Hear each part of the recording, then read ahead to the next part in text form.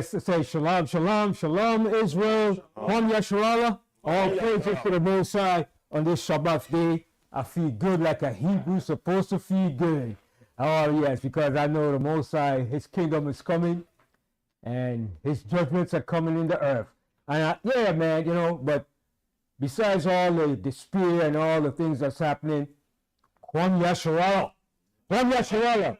Our kingdom is at hand, man. All praises to the Most High for this Shabbat day. I say shalom to everybody out there, to the viewers, to our listeners, to everybody out there, to the haters too, you haters too, that hate the Most High, that hate this word.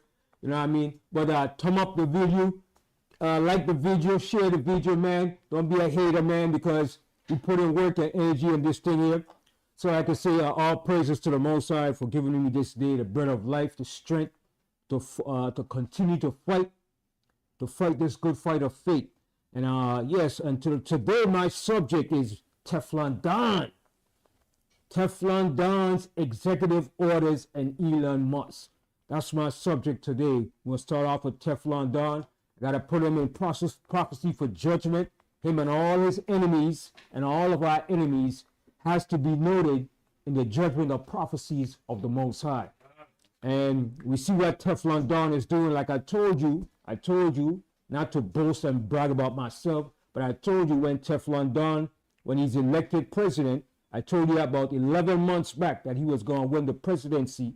And when he wins the presidency, he's going to execute executive orders, and he's going to be a tyrant, and he's going to be a dictator. And he's showing you what he is, and he's showing you that he's going to be a dictator. And that's the way America is going. What's that word you? Totalitarian? A totalitarian. Yeah. All right? That's the way America is going. America is going the way of the Roman Republic. They're going back to the old way, the way things used to be. The way of the, you know what I'm talking about. Elon Musk showed you. That's what they're going back to, because that's the nature of the beast. All right? So, but before I jump to my class, you know, I like to hit the current events of things. I want to hit off with this song. I think this song is a perfect song for Babylon, for what's taking place in California and all the things that's happening. We see California is burning up. All right, everybody trying to say it was arsonists, but we know who controls the wind and the fire. The Most High does. So I want to play this song by Richie Spice. This is fair use of that song. I like that song because it hits directly, perfectly of all the events that's taking place in America. He's a Rasta dude, you know what I mean, named Richie Spice.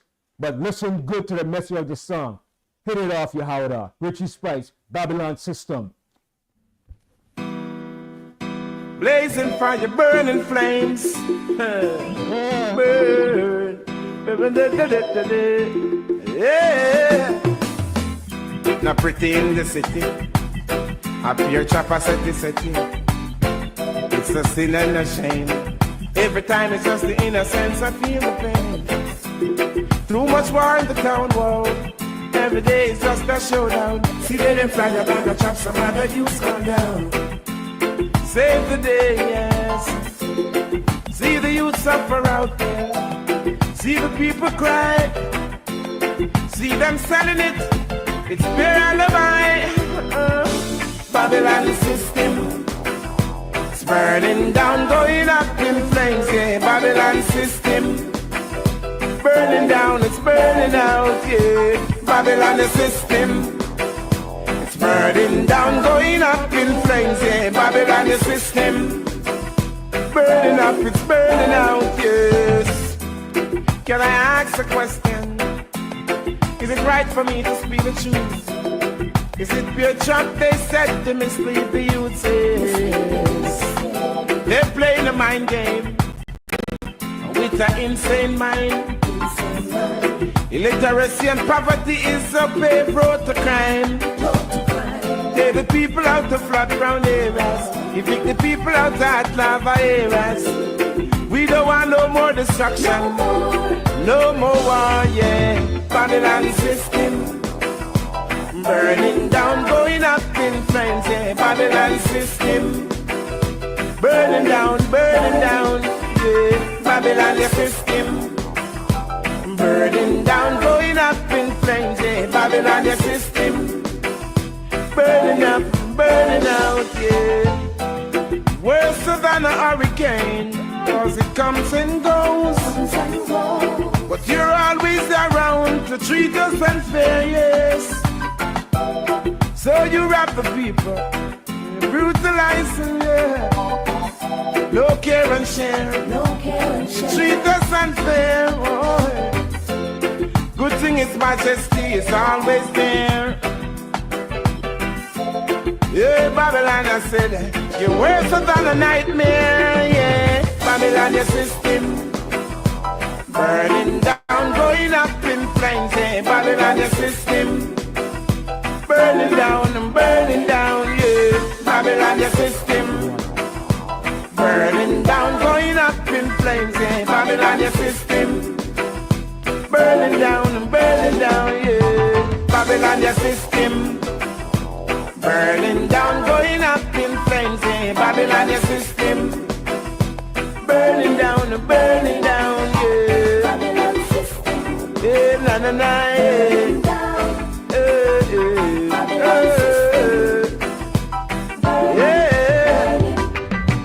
Babylon, your system burning down, going up in flames, yeah. Babylon, your system burning down, you're burning out.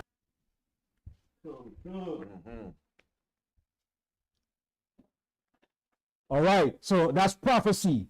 See, that's prophecy right there. Babylon, your system burned down, burning, going up, going down in flames. All right, that's Benjamin there. That's what the Most High said. Benjamin shall raven as a wolf. All right, that's the prophecy the Most Jacob gave of his son Benjamin.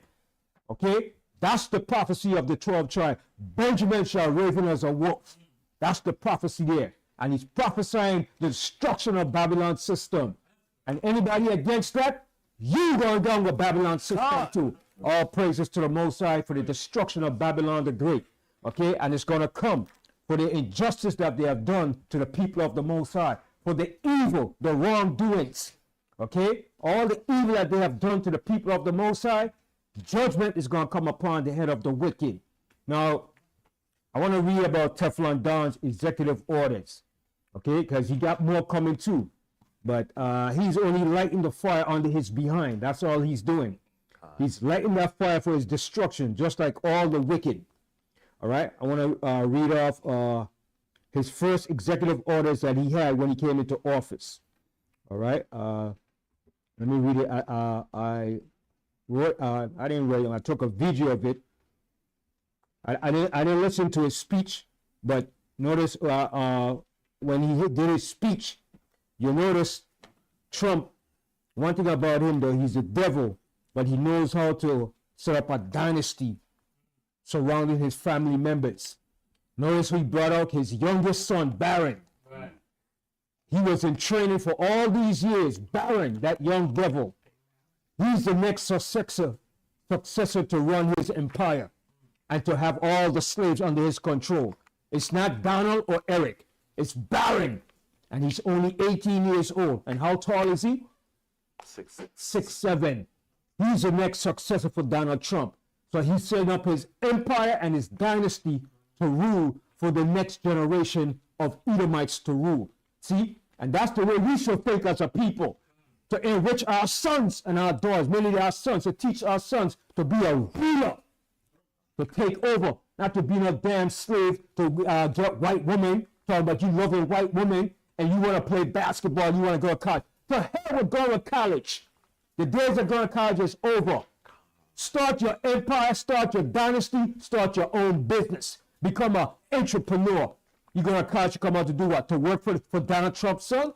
That's what you're going to do. But all praise to the Most High, we don't have 10 years left in this garbage. Okay? We don't have 10 years left where his son is going to be the next emperor to rule this country. That's what he was doing. He was setting the stage for his son, Donald Trump, to be the next ruler. Okay? Our people don't pick up on these things. Oh, he's so cute. Look at him. He's setting the stage for his son to be ruler next of the oligarchs. But our people don't think like that. I just want to go to college. I want to be the first in my family to get my PhD. And when I come out, I'm going to work for the best institution. Shut the hell up. Shut the hell up. That bull crap. Days of being slaves is over. It's time to think like a king and a ruler now. It's time for these devils to fall and for you to rise. I'm going to read about his executive orders. Tear down spirit of friggin' damn slave mentality. You're not going to be in this predicament forever. This is the end of their empire. And who don't like it, that's too damn bad for you. Right? So this is Donald Trump, Teflon Don. That's what I call him, Teflon Don. Okay? Teflon Don's Trump's expected day one executive actions. Number one, declare a national emergency around the U.S. and Mexican border. And he's going to do it.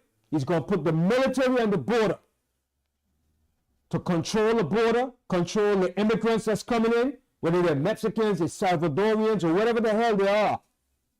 He's going to keep them out. And if the court coming over, he's going to put them to sleep. Executive order doesn't need no permission from the Congress or the Senate.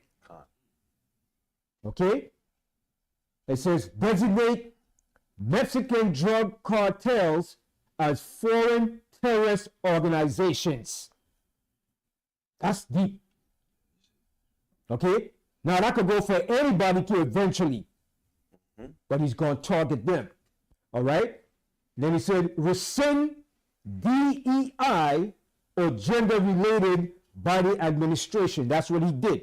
He's going to rescind that gender bullcrap because a man is a man and a woman is a woman. Ain't no bullcrap, you a man trapped in a woman's body, vice versa. And I agree with that. That's one thing I agree with. A man is a man and a woman is a woman. No man is supposed to go in no damn woman's bathroom. Or vice versa. Okay? That's only one thing I agree with in that part.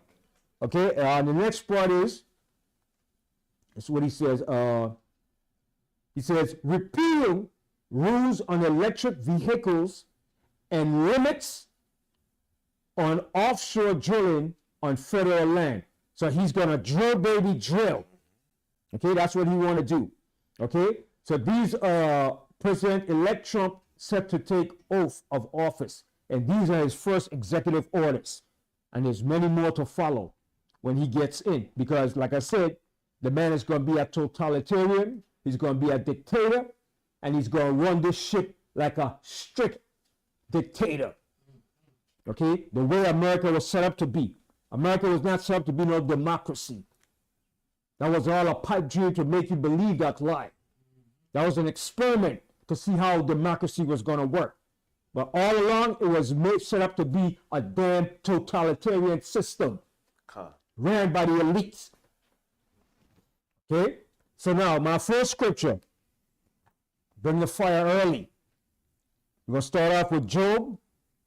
Let's start with Job, the 15th chapter. Job 15 and 20. And then after the scripture, I'm going to show you a video with, what's the first one? It was Elon Musk. All right, the apartheid state leader. All right, that's where he came from. He came from an apartheid state in South Africa. All right, so he knows what that stuff that the Third Reich started back then. He knows about that.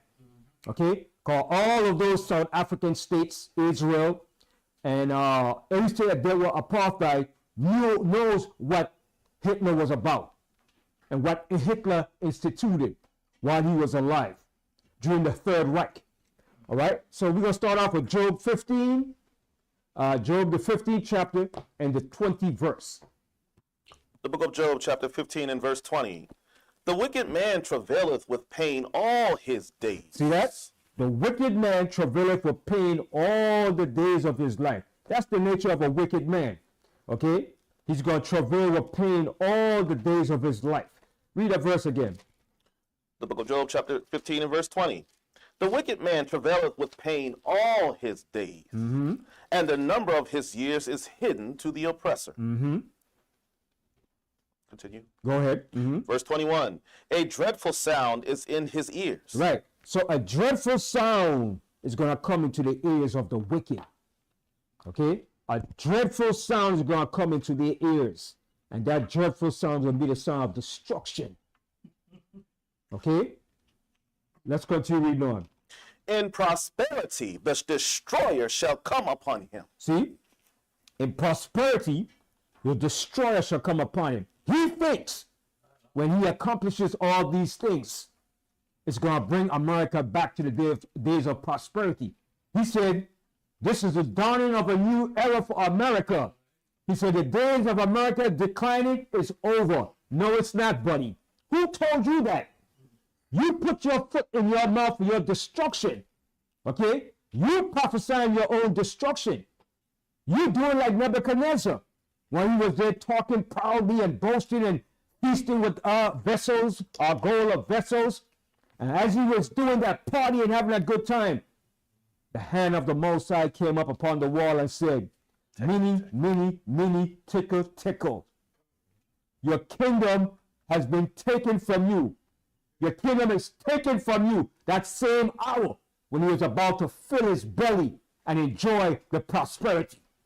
The same thing is going to happen to you that happened to Nebuchadnezzar when that handwriting showed up on the wall. The Most High said, your kingdom is divided and is taken from you. Okay, that same hour. And that same thing is going to happen to you, proud, evil, arrogant, disdainful bastards over here. That's what you are. A bunch of bastards. And your future is to be chained up with shackles, big bars of iron shackles to go in slavery. That's your future. Okay, go ahead. Verse 22. He believeth not that he shall return out of darkness. See, that's what they believe. Oh, no, America is coming back. You don't believe you're going to darkness, but your future is darkness, Teflon Don, Elon Musk, Donald Trump. Continue. And he is waited for of the sword. See, what you waiting for? The sword. Spell it. The sword. Spell it. S-W-O-R-D. Oh boy, spell it again. S-W-O-R-D. That's what you waiting for, buddy. That's your future. Okay, continue. Verse 23. He wandereth abroad for bread, saying, where is it? He knoweth that the day of darkness is ready at his hand. See, and they know this. They know the day of darkness is ready at their hands. But they have to give you this false impression that America is coming back. Peace and safety. Peace and safety. The days of decline for America is over. The dawning of a new era. He got the audacity to get up there with his proud, arrogant Hebrew self. The day of dawning for America has begun. The decline of America is over. Who told you so? Who whispered that in your ear, sir? But I'm telling you, according to what the Most High said, your days of decline are numbered. Continue. Verse 24. Trouble and anguish shall make him afraid. And that's what's coming. Trouble and anguish. Go ahead. They shall prevail against him as a king ready to the battle. Verse 25. For he stretcheth out his hand against the Most High power. And that's what they're doing. You stretching out your hand against the Most High by defying and talking against the Most High, boasting about what you're going to do. Continue. And strengtheneth himself against the Almighty. And that's what they're trying to do. You can't strengthen yourself against the Almighty. Your hands are too short to box with the Most High, you devils. Continue. Verse 26. He runneth upon him, even on his neck, upon the thick bosses of his bucklers. Verse 27. Because he covereth his face with his fatness, and maketh collops of fat on his flanks. Yeah, that's his riches that he's boasting about. All the wealth they think they're going to have forever. How they're going to continue this glorious wealth and pass it on to their children. That's what they're thinking. We're going to pass this on to our children to inherit this forever. And the Negroes is going to be under our foot forever. No, no, no. I got some bad news for you. The Most High said, for Esau is the end of the world, and Jacob is the beginning of it that followeth. Okay? So let me put this bug in your ear. You devils out there. All right? Continue. Verse 28, and he dwelleth in desolate cities, and in houses which no man inhabiteth, which are ready to become heaps. Oh yeah, you are ready to become heaps very soon. Because he's talking about putting tariffs in Russia too. Well, Putin said, "Hi, listening to you." So he said, "I'm gonna put tariff on you, and I'm gonna do this to you." Well, go ahead, step right up. Go ahead. It's a lot of empty houses that people cannot afford. They're not talking about that. Yeah. Go ahead. Verse 29, he shall not be rich, You're not gonna be rich. Go ahead. neither shall his substance continue. Your substance is not gonna continue. Go ahead. Neither shall he prolongeth the perfection thereof upon the earth. You're not gonna continue your perfection upon the earth. The perfection of your so-called technology is not gonna continue forever. Your days are numbered. Okay, go ahead. Verse 30, he shall not depart out of darkness. See, the Most High said, "You shall not depart out of darkness." That darkness is going to lodge in your tabernacle. Continue. The flame shall dry up his branches. Woo! Check it out. The flame shall drop your branches. And you know the Most High love fire. That's the Most High first name. The Most High said, "I am a consuming fire." That's the Most High first name and last name, fire. All right, go ahead. And by the breath of his mouth shall he go away. Verse 31, let not him that is deceived trust in vanity. See, that's Trump. Let not him that is deceived trust in vanity, and he's very deceived. Continue. For vanity shall be his recompense. See, for vanity is going to be his recompense. All the things that he stated to do is going to return upon their own people's head. Continue. Verse 32, it shall be accomplished before his time. Woo! Check that out. It shall be accomplished before his time. Go ahead. And his branch shall not be green. And your branch shall not be green. But let me hit you with it. For a little while, things are going to seem like it's going good with Teflon Don. Then the Most High is going to cut that switch off. All right? For a little while, it seems like it's going to go good. But this is the final and initial plan of the Most High against Babylon the Great. Okay, go ahead. Verse 33, he shall shake off his unripe grape. Woo, check it out. Who wants unripe grapes? Unripe grapes is sour, it's tardy, it puts your teeth on edge. So you don't want unripe grapes, you want ripe grapes. You understand? So read that part again. He shall shake off his unripe grape as the vine, and shall cast off his flower as the olive. All right, and you're going to cast off all these things. Anything that's not ripe in its full potential or in its full season is not good. It has no good taste to it. Fruits has to be perfected when it's ripe. That's when you really enjoy. You can eat a green mango. You can eat a green soursop. Green banana. You have to eat when it's ripe so you can have enjoy the best taste of it. All right? Like a sweet sap. Who eats green sweet sap? And Jacob? You gotta have a sweet sap when it's ripe. So when you squeeze and you break it, you see that nice white juicy sweet flesh. The same with a soursop. Who wants a green mango? You want a nice ripe mango when that juice runs out. With any fruit. A grape, you don't want a green grape. What do you do with a green grape? Not even green grapes, you make wine with it. You have to make wine with ripe grapes. All right? So go ahead. Verse 34, for the congregation of hypocrites shall be desolate. And that's what's going to happen to these fools. Go ahead. And fire shall consume the tabernacles of bribery. See, my daddy always talking about fire. My daddy said fire is going to consume the tabernacles of bribery. Because that's what's coming for them. Remember the song I saw of the first song?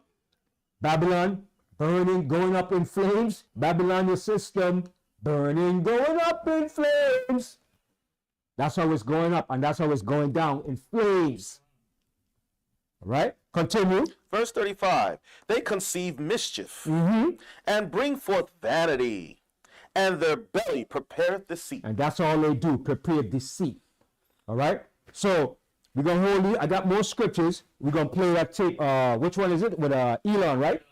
We're going to play the first maybe 5 minutes of that, of Elon. Check out Elon Musk. He's the next one too. Fair use of this tape, fair use, educational purposes, no copyright infringement.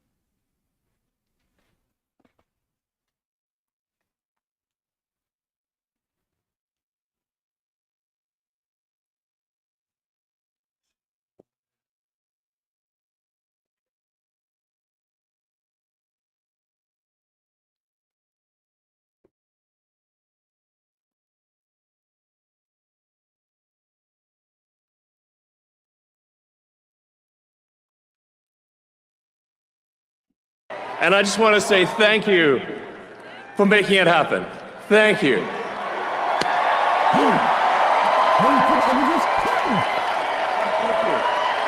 My heart goes out to you. Yes!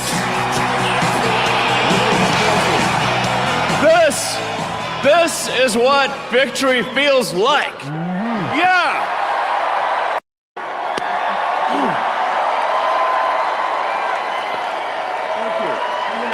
My heart goes out to you.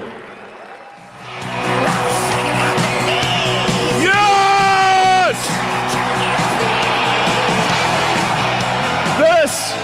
This is what victory feels like. Yeah! And this was no ordinary victory. This was a fork in the road of human civilization. Okay. This you know, there are elections that come and go. Some elections are, you know, important. Some are not. But this one, this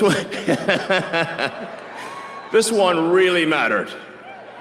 And I just want to say thank you for making it happen. Thank you.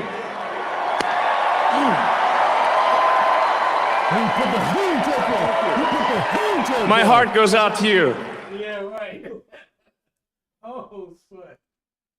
That was deliberate. That was deliberate. That was. All right. So you see what we're up against, right? You say he put that to it, right? That's victory. You say the wicked is rejoicing. Yeah, that's what they're gonna do. They're gonna rejoice until what the Most High says is gonna come upon them. All right. So let them enjoy it, because that's their plan. That's the initial plan. They have to go that way until the final destruction of their empire. All right. And he said, this is what victory feels like. Wait till we get our victory. Woo! The Most High said, woo! We're going to enjoy our victory, buddy. All right. So let them enjoy their victory. Let them enjoy it. All right. We're going to have our victory very soon. All right. So we're going to pull up the next one, which was with Trump, right? Yeah. All right.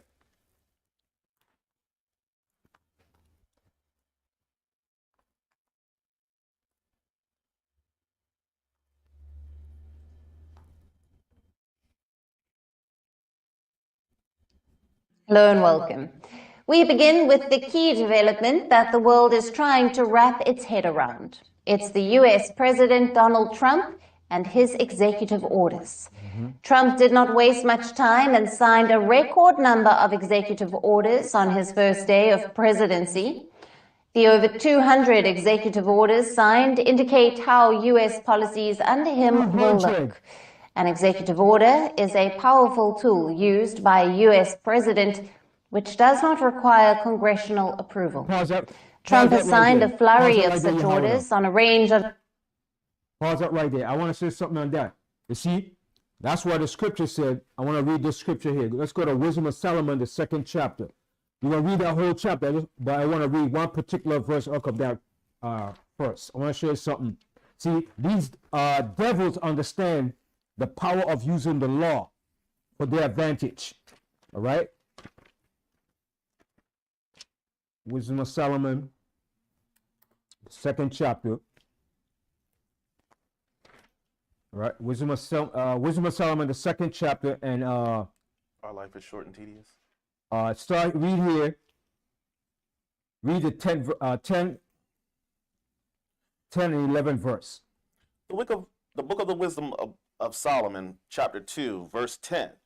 Let us oppress the poor, righteous man. So that's the purpose of those executive orders, to oppress the poor, righteous man. Go ahead. Let us not spare the widow. See, we're not going to spare the widow. Go ahead.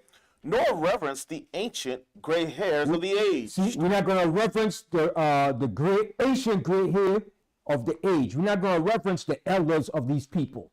We don't give a damn about that. We're not about that. Continue.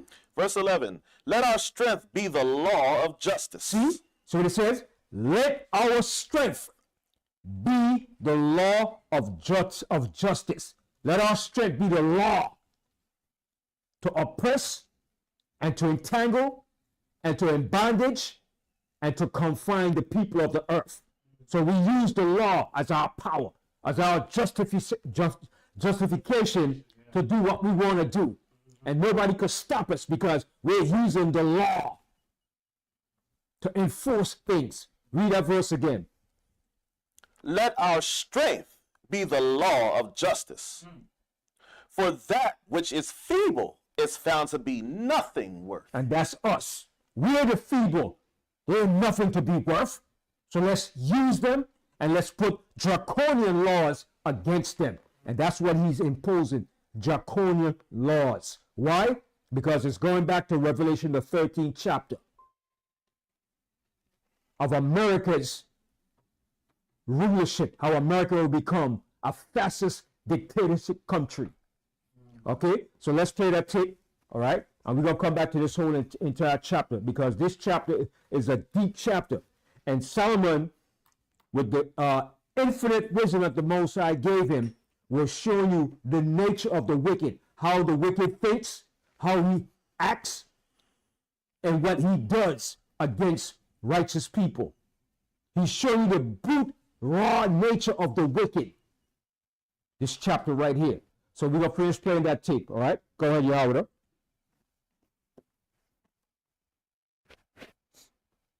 President, which does not require congressional approval. Trump has signed a flurry of such orders on a range of issues from trade to energy to climate and immigration. Many of them are controversial, and their impact will not just be felt in America. They can change U.S. relationship with the rest of the world, which has reacted with unease. And it seems Trump's to-do list is also not bringing any good news for Africa. Many of Trump's executive orders will have negative impact on Africa. We have a list of some of them. Now, first is the suspension of foreign aid programs. Trump does not see foreign aid in the best interest of the United States. His executive order is freezing disbursement of all U.S. foreign development assistance for 90 days, pending a review. The U.S. is the world's biggest foreign aid donor, and a huge sum is directed toward Africa. Over the 2023 to 24 financial year, the U.S. said it had donated almost $3.7 billion to Africa.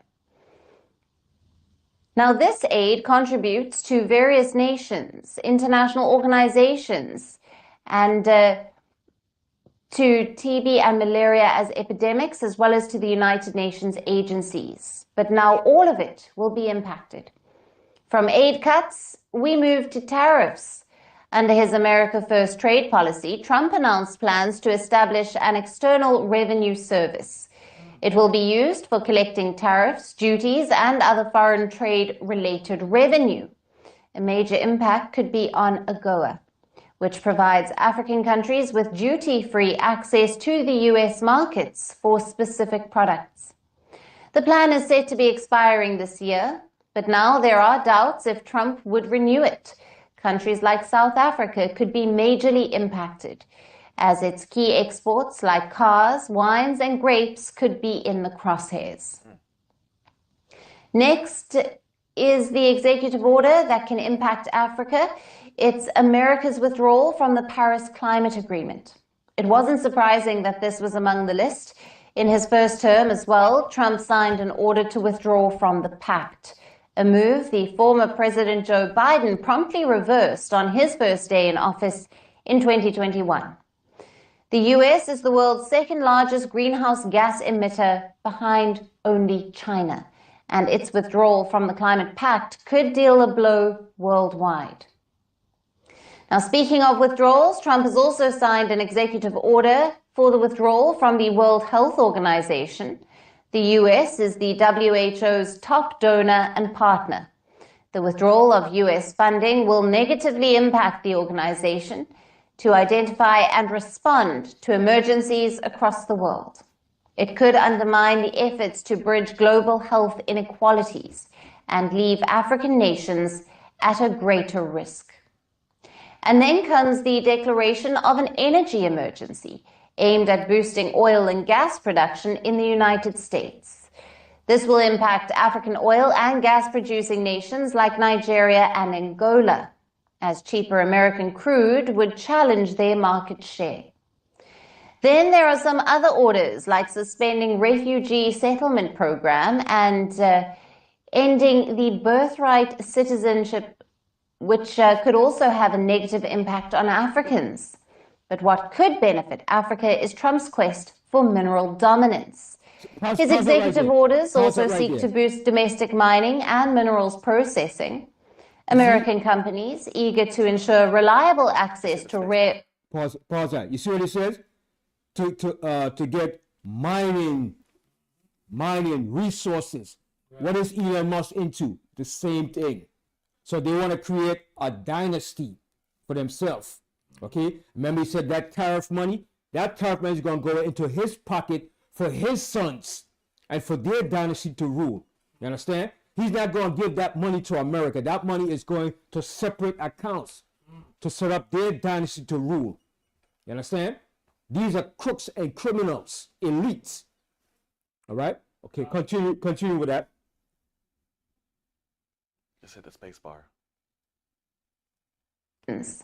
But what could benefit Africa is Trump's quest for mineral dominance. His executive orders also seek to boost domestic mining and minerals processing. American companies eager to ensure reliable access to rare earth metals and other critical minerals might increase investment in Africa. This could help to boost jobs and infrastructure. But overall, the opportunities for African nations seem low. How can Africa brace for the Trump impact? Now, for more on this, we have with us Phumlani Majozi, an author and political analyst who is joining us live from Johannesburg, South Africa. Thank you for being with us. Pleasure. It's great to be here again. Thank you so much for the invitation. Thank you.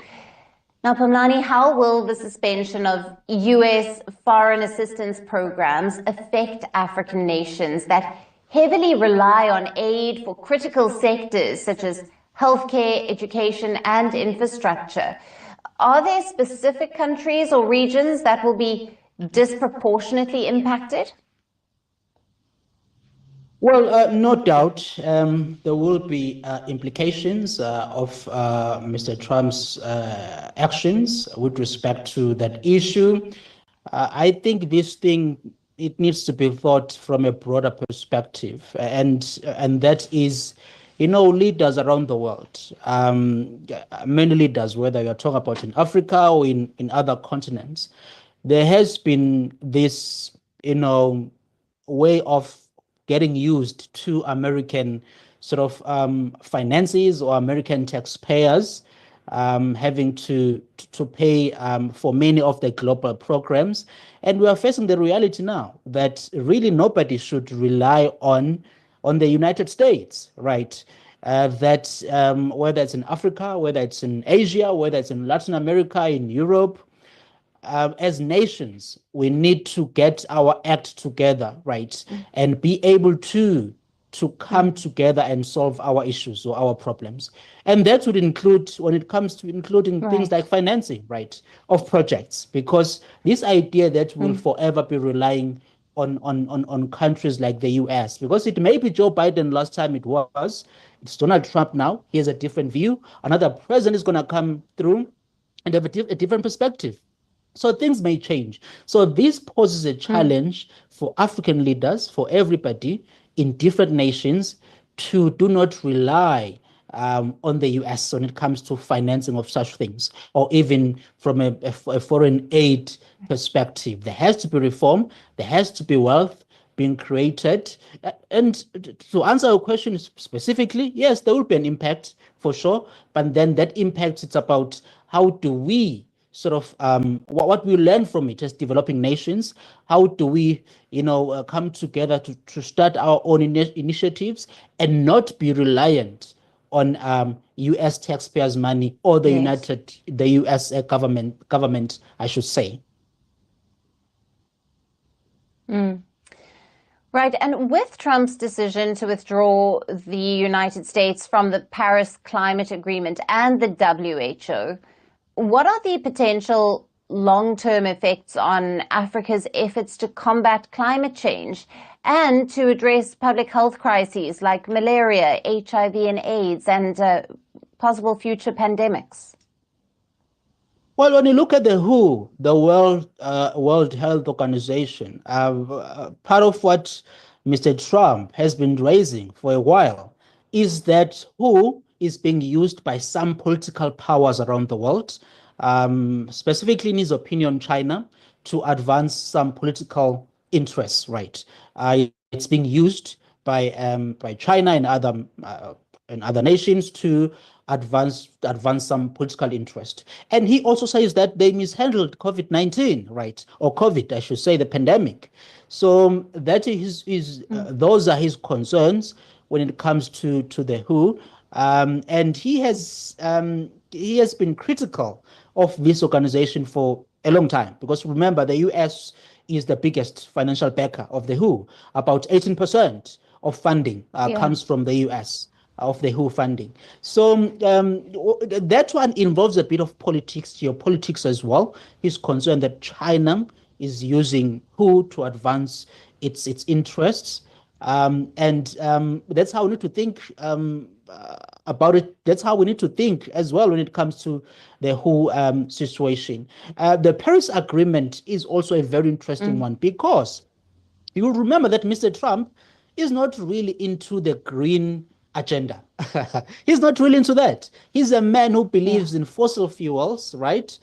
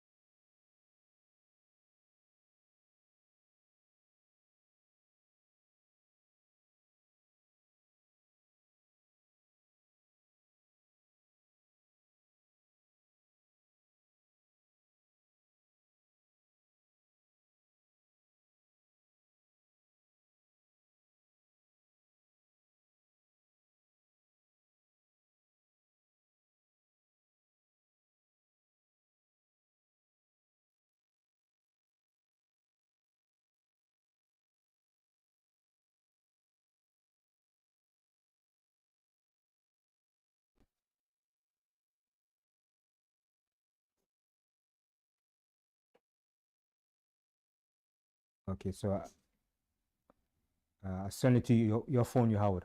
Yeah. His name is Fletcher Prouty.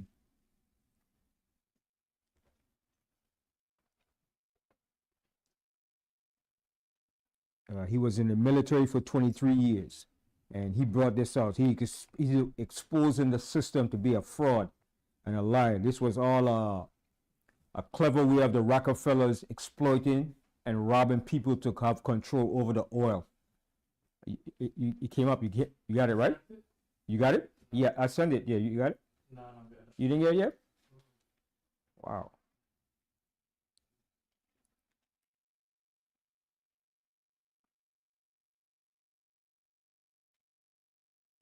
Just a minute. I just want to show something here, because he said something about fossil fuel, which is a lie. I'm gonna get back to my to the rest of my scriptures, but I just want to show these videos. 8 minutes long. All right. The Edomite name. His name is Fletcher Prouty. Colonel Prouty was spent 9 of his 23 years in the military. Got it? You have it? All right, and he's gonna upload it. Give us a minute or two. All right. So let me get my other scripture while that's being uploaded. Go to our 2nd Ezra, because we see the fires in California too, how it's burning. Right. The Most High controls the fire, the winds, and all these things. You know, I know there's a lot of conspiracy people saying it was arsonists. It was the power plants, the grids went down and it touched and blah, blah, blah. Can you still hear us? The sound is still up? It's good? All right. Go to 2nd Ezra, the 8th chapter. 2nd Ezra, the 8th chapter. And want to start from the 21st verse.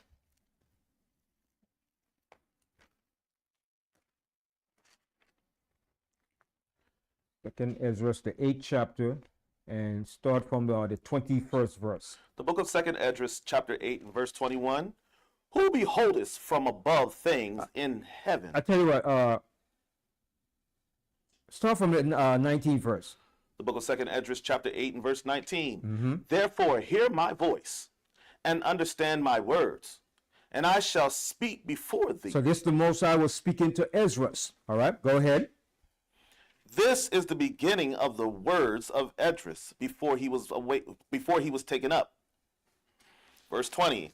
And I said, O Yahweh, thou that dwellest in everlastingness. Verse 21.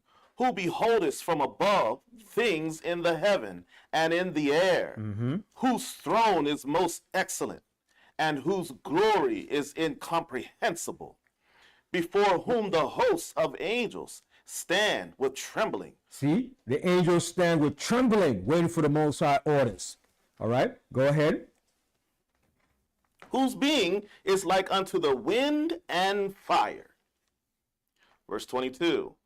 Whose word is true, and whose sayings are constant, whose commandment is strong, and ordinance fearful. All right, all right. So the Most High, he controls the fires, the winds, the storm. All right. What's that guy's last name? His name is Fletcher Prouty. Prouty, spell it? Let me spell it.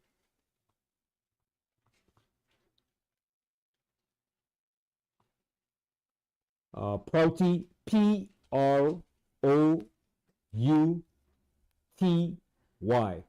Fletcher Prouty. God gave it to him. He's a wise Edomite, though. He's wise.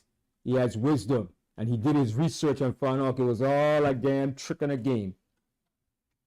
This one here? Yeah, but that's the same one. His name, Fletcher Prouty explains.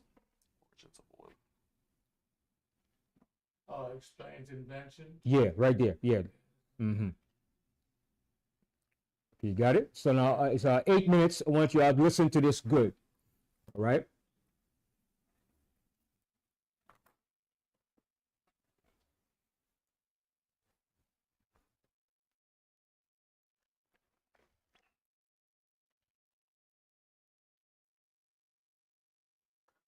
Yeah, pocket for your ring. That wasn't what? That was the same as this one? No. Oh, because I was wondering, some words were slightly You different. mentioned in one of your last talks that petroleum wasn't what we thought it was, that it wasn't a fossil fuel, that it didn't come from fossil animals. Yeah. Is it just a mineral? Is it a mineral like any other mineral? Fair use, Is fair that- use, is that no how it- copyright infringement, Is that for how it, educational what purposes. would you say? How did it, what's the origin of You see, petroleum? when they first found petroleum, because they were beginning to make motors and needed on axles or wheels on railroad trains and all that sort of thing, and remember trains started in the beginning of the 19th century, Then oil went from just a lubricant to a fuel, and it made it valuable. And Rockefeller happened to be the smartest man in the business at the time, but he made most of his money, or much of it, off the transport of the petroleum as well as selling it. But one thing they realized was, because oil is putting a price on oil is like putting a price on a pail of water. You know, no initial cost. It's in the ground, and in those days they were, some of it almost what you'd call surface mining the oil. They didn't go down deep. So in order to get the price up, they hit on the idea that they would have to make it appear to be scarce. That boy, after we take the next few barrels out, we're probably going to have to close as well. You know, that kind of thing. Well, a very fortuitous event. In 1892, there was a convention in Geneva of scientists to determine what organic substances are. Well, the definition of organic is a substance with hydrogen, oxygen, and carbon. And so it's usually a living substance, a tree. You analyze a dead tree, hydrogen, carbon, and oxygen, and grass, and so on, living things. Animals, we are hydrogen, oxygen, and carbon. So at this Geneva Convention, Rockefeller took advantage of sending some scientists over who said, oil, petroleum, is hydrogen, oxygen, and carbon. Therefore, it must be derived from the spoiling, the rotting of formerly living matter. And playing the game properly, when this scientific convention was over, they defined oil as the residue from formerly living matter. Well, that makes it a fossil fuel. I don't know why they decided to use the word fossil, but it says formerly living matter, it's fossil. Well, of course, today, and another thing we should know is that there has never been a fossil, a real fossil found below 16,000 feet. And you can't argue at 16,000 as a level line because someplace the ground sinks and so on. But 16 is what the scientists say, 16,000. We mine oil, or we drill for oil at 30,000, 33,000, 28,000 every day of the week. So right there, we rule it out that it isn't fossil fuel. It's called fossil fuel for the minds of the public to feel that it is an asset that is running out, being depleted. We talk about depletion allowance, which is a lot of, you know. And actually, if you know the world's oil supply, you know that it is not going to run out for an awfully long time. It is the second most prevalent liquid on Earth. And we haven't begun to dig. Well, with all that background, you see, the people in charge of the petroleum business, for perfectly reasonable business things, just like any other man in the business, wants to keep his price as high as he can get away with. And the way to do is just say, well, there's no more. The last barrel is going to cost $1,000, and then it's all done. And they preach that stuff. What bothers me is that in geology books, it's in there. The geologists say it's a fossil fuel. Somehow they've been bought. I mean, I went to a 4-year federal staff energy seminar run by the government of the United States during the so-called energy crisis. I was the participant that represented the railroad industry. The airline industry was there. Every AA, administrative assistant of senators and congressmen, was there. The CIA was there. The Defense Department was there. The State Department was there. Sometimes sitting right in front of me in the row would be Henry Kissinger with his friend, the head of Department of Defense. That's too bad. I can't put the names with them. But anyway, people like that, top men in the government, sitting there listening to the federal staff energy seminar. Well, what this was doing is for 4 years, they were teaching a propaganda line to the leading people in this country, and therefore to the leading people in the world, when you include the Schlesingers, Kissinger and Schlesinger, among others. And the object of it was, as Kissinger used in his own terms when it was time for him to speak, to create a world price for oil. In other words, not 30 cents a gallon here and 90 cents a gallon there, but let's get a world price. That's their goal, and they're trying to do that for wheat and everything else. We don't realize what the controls are, whether it's oil or some of these other things. Almost everything today is being categorized at the highest price they can possibly make it go. And so calling petroleum a fossil fuel is the basis for this system with respect to petroleum. And I don't know if the name Arthur Kantrowitz rings any bell. Arthur Kantrowitz is the head of the Kantrowitz Labs set up by the AVCO company near Boston, scientific laboratories. And a great man in the scientific world. And Kantrowitz and I were sitting at a table at this seminar once, and the table happened to be all young college grad, PhD geologists. And so just to get a conversation started, I turned to Kantrowitz and I said, Arthur, what do you think about this foolishness of these speakers talking about fossil fuel? And it was kind of put up. He started laughing. He said, you know, that gets me. He says, I don't have a geology degree, but he had 1,000 other degrees. And he said, I don't understand. He said, you'd think that these heads, these other fellows at the table, we did it on purpose, start listening, you know. And he asked, he said, are you gentlemen? He says, you're here at the meeting. Are you gentlemen by any chance geologists? And one fellow, yes, I am. And the other, yeah. He said, well, why don't you tell me? He said, why is oil? You know, and he went on like that. We brought the house down because nobody could argue with Kantrowitz. He like Einstein. People aren't going to, and he told him right there, he said, just drop it. But it's in all the books, in all the papers. But it started from that strange meeting in 1892, a scientific convention. I have a big, thick scientific encyclopedia put out by the Divan Ostrin Company that's about 15 years old now, but it has the whole story of the conference. It doesn't have the Rockefeller part, but it has the whole story of how they straightened out organic chemicals and how it was all figured, and they've got petroleum right in there. Amazing. Amazing. So these aren't accidental things, you see. There's a dollar sign behind almost everything. See? You see that? Fossil fuels. Fossil fuel is a term used to describe a group of energy sources that were formed from ancient plants and organisms during the Carboniferous period, approximately 300 Stop it. period, approximately. See? And that's why America has to be destroyed. Your rulers and the politicians, because this is all lies for greed and exploitation.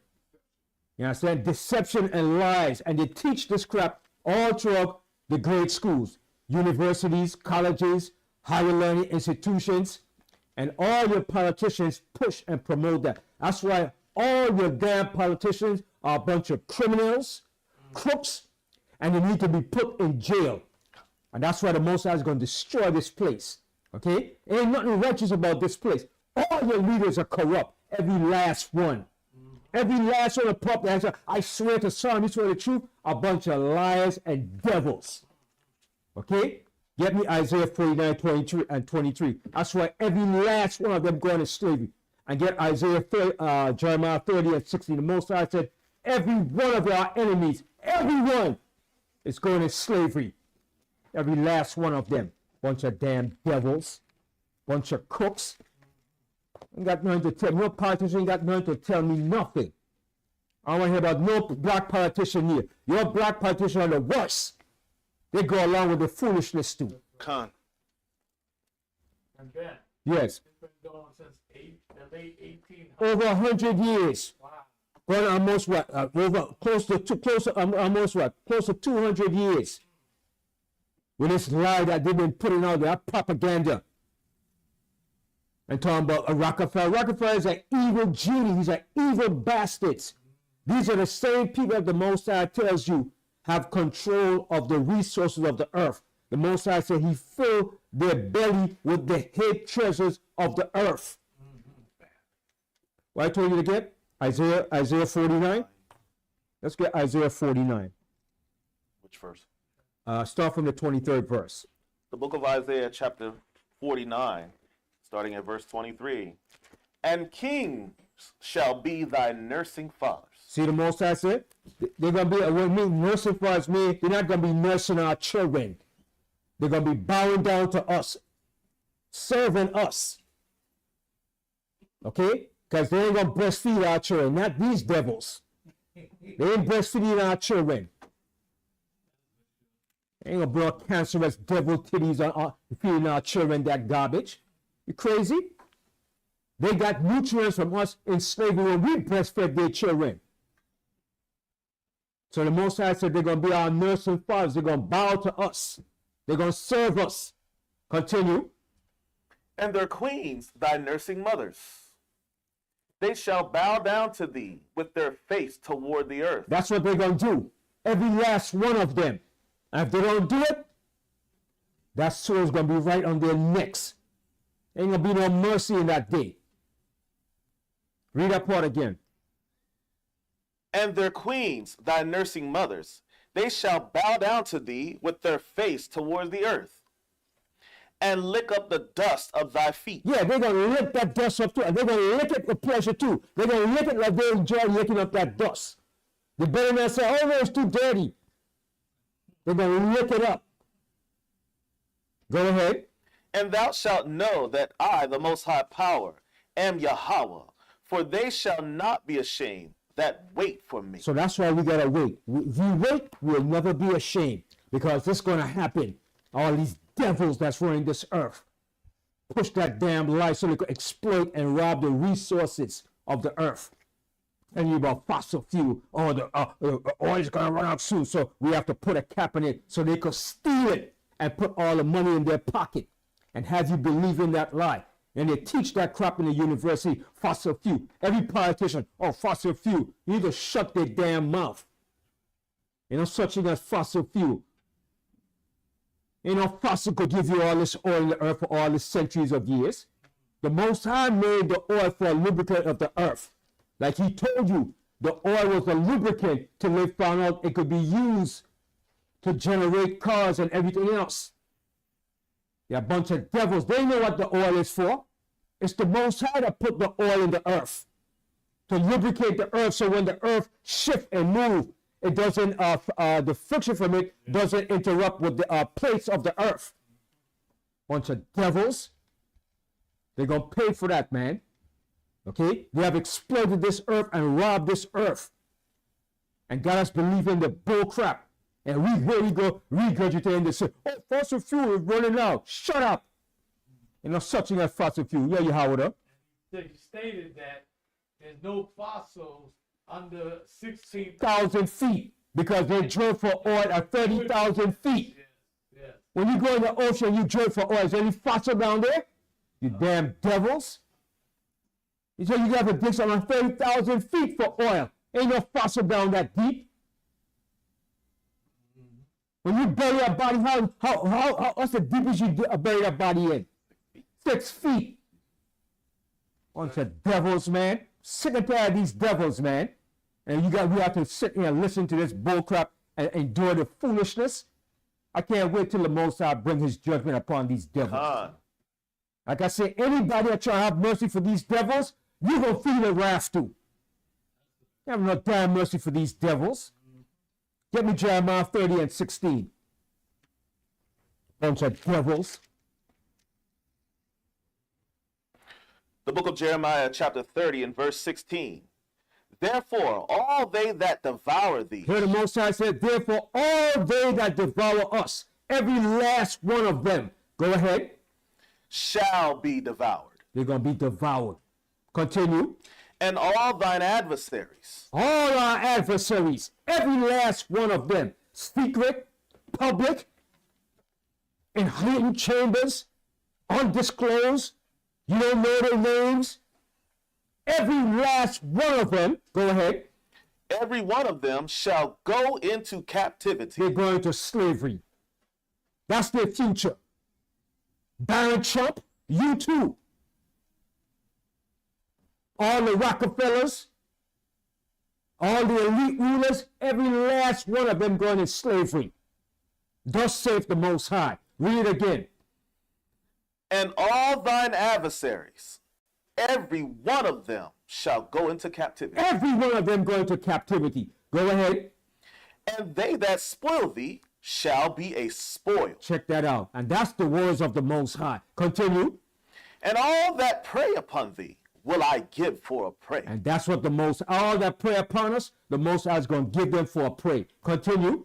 Verse 17, for I will restore health unto thee. And that's what the Most High is going to do to us. He's going to restore health unto us because we need health.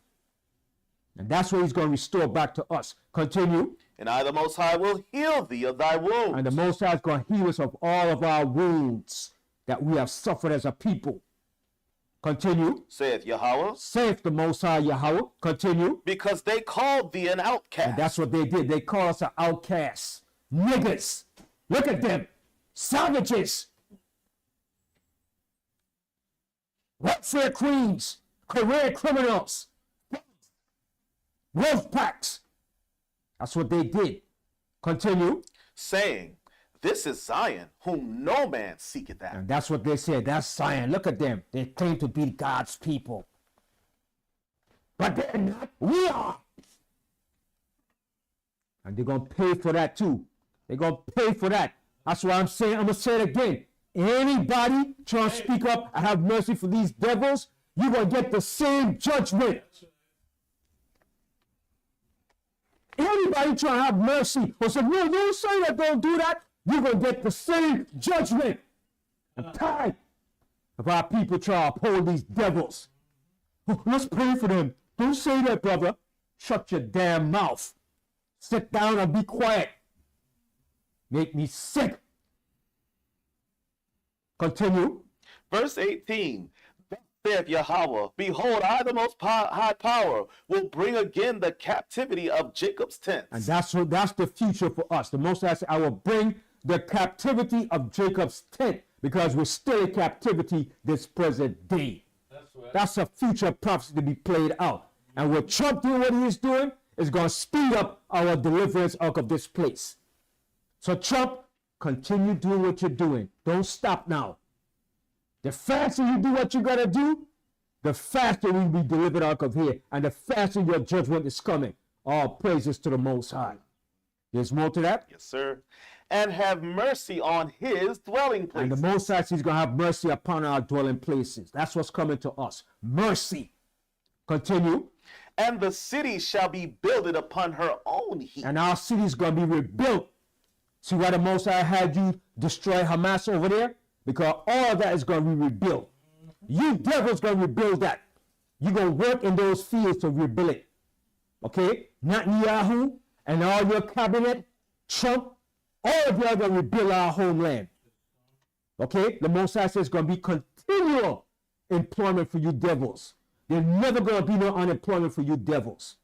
You devils going to work the same way you work us. Any Negro saying, oh, don't think that's right, shut your mouth.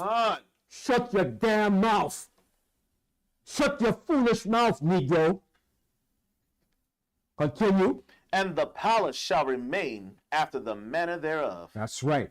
All right, loose that. Now let's go to Job, the first chapter.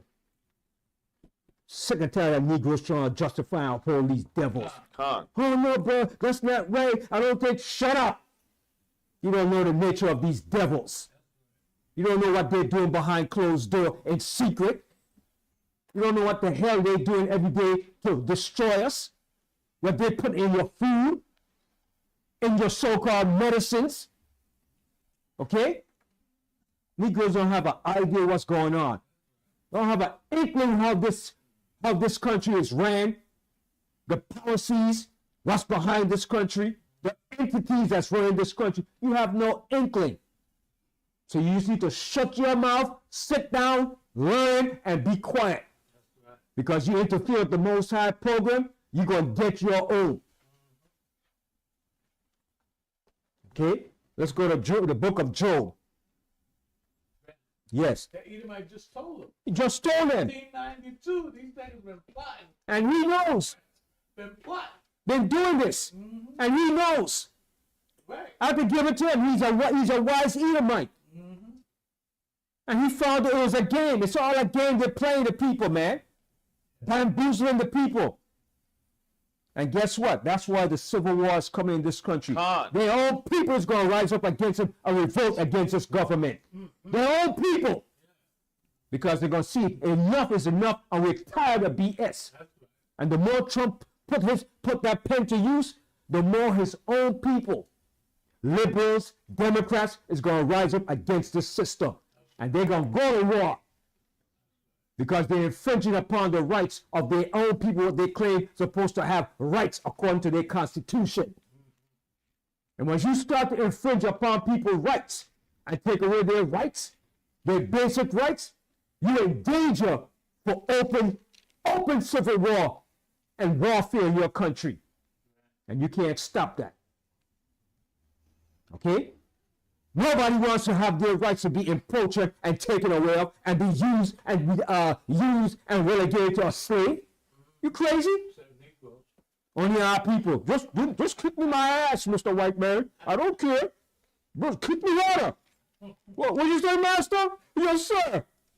Them days are over, Negro. Them days are over, man.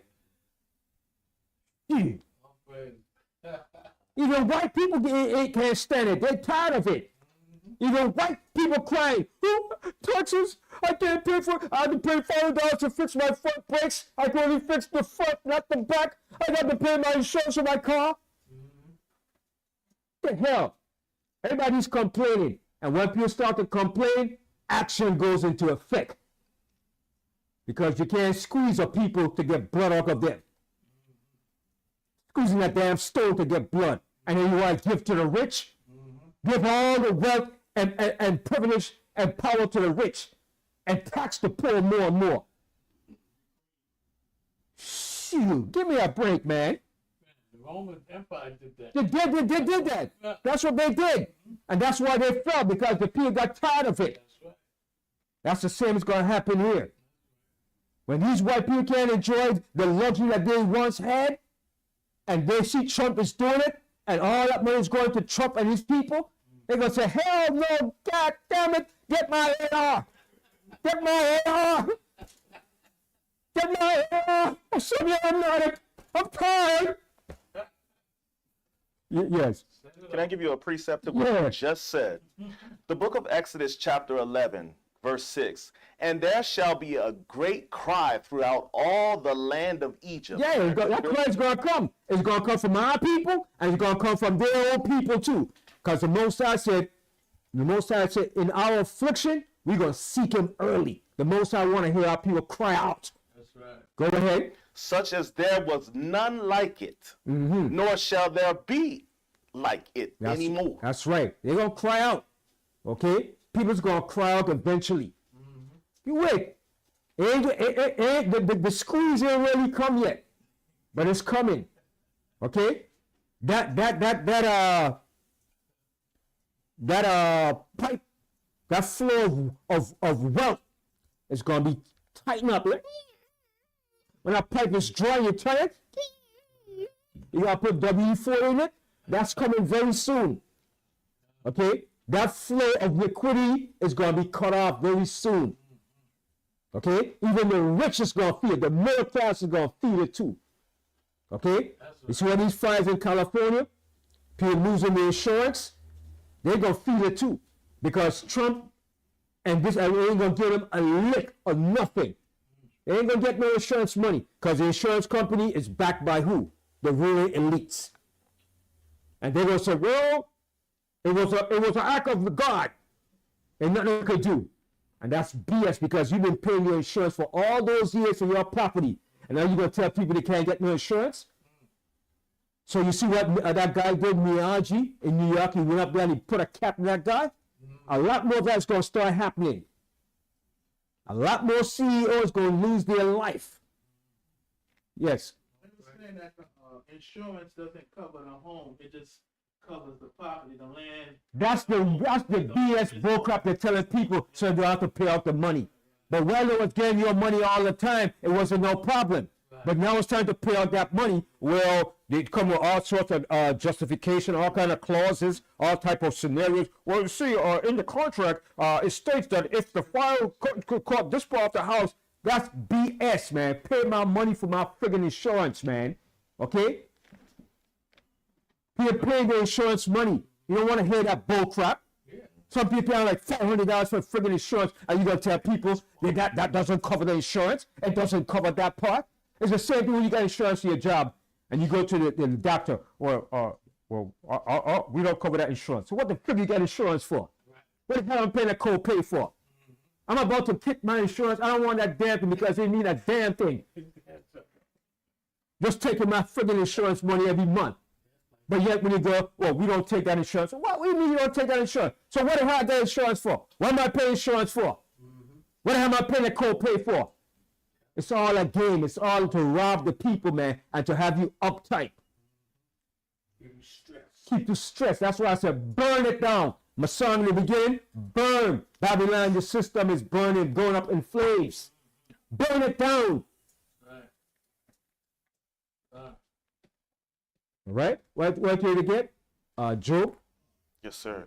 Job, verse 7 here of Exodus. Yeah, finish that, yeah. But against any of the children of Israel shall not a dog move his tongue. And that's going to happen right here. Okay? All right? So go to Job 1, Job, the first chapter and the 16th verse. The book of Job, chapter 1 and verse 16.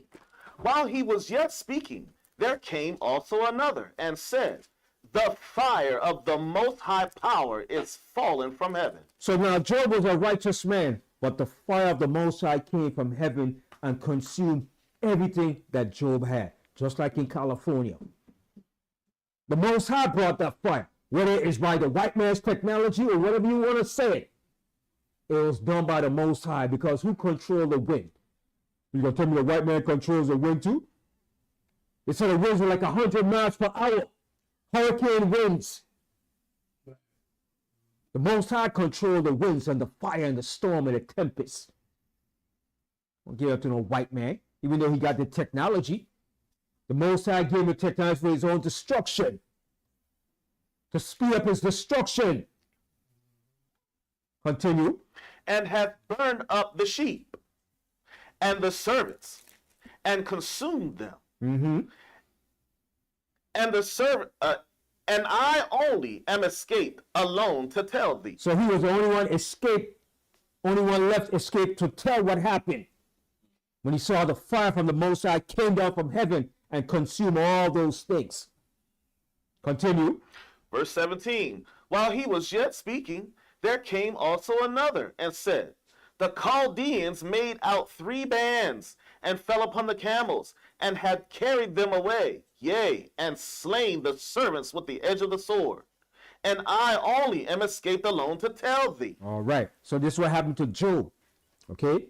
The Most High was afflicting Job to see where Job's character is and where Job is going to stand. All right? And Job passed the test. He didn't curse the Most High and say, man, what the hell with that? What kind of God does something like that? He understood it. He said, the Most High give it, and the Most High take it. He understood what the Most High was doing. And the end, the Most High blessed Job 7-fold. Okay? So whatever happened in your life sometimes is for a test for you to see what you're going to do in the end. If you're going to crumble, you're going to be rebellious, you're going to deal with it and learn from it, repent, or you're just going to give in and give up and curse the Most High. What are you going to do? And a lot of times people say, I'm going to curse God. I hate God. What God did this to me? What do you think is wrong? But the Most High know what he does. Everything is done for a purpose in life. Everything has a purpose. Okay? And some people in California, I empathize for them what happened, but some of our people going to fall right in the path of the Most High's judgment too. Okay? Because some of our people got the mindset of this beast and this system. You can't tell them nothing. So sometimes you have to learn the hard way, baby. It's a terrible thing to lose your household and everything. I empathize. But remember, whose judgment is coming in the earth? It's the Most High's judgment. The Most High said, come out of her, my people, that you be not partakers of her sins and of her plagues that's coming. But our people want to be twine. I'm not racist. love everybody. Who told you that? Who told you that? Even Dave Chappelle made a joke. God must have didn't like those people. He said, God brought the fire there. He said, you know, California already on flame. It's flaming. Dave Chappelle's a funny dude, boy. Yeah. What you said. Remember they mocked him. Yeah. I heard when the sister told me, and we knew he was burned up. And they said at the Emmys, when they said that what's that, like, what, you know, they gave everybody their prop. What do God get? Zero. Yeah. They didn't realize he was listening. Yeah. And then California, burned up, and then that one house. Well, I still got my Bible. Yeah. All the houses burned up. All the houses in that area burned up except the Bible. No part of the Bible. No part of it was finished, burned, nothing. The Bible was intact in the burned flames. Or the entire house burned up. That's a message and a sign of the whole entire house, everything around it burned down. And the Bible right there. No part of the Bible burned or singed or nothing. That's deep. The Most High Word, baby. Everything around it was burned up and destroyed except the Bible. That's a message people should see right there. That's a hell of a message, man. One more thing, like, you know, when you said when the angels are holding back all four corners, north, east, south, and west, destruction of America, just like that fire, all four corners of the house, but he ain't burned up his word. Burn that word up, you understand? And that's an inkling of what's to come. That's just a tidbit to come. You devils. You don't see nothing yet. Okay? Okay, that was it, right? Go from there, go to 2 Thessalonians. 2 Thessalonians 1 and 7.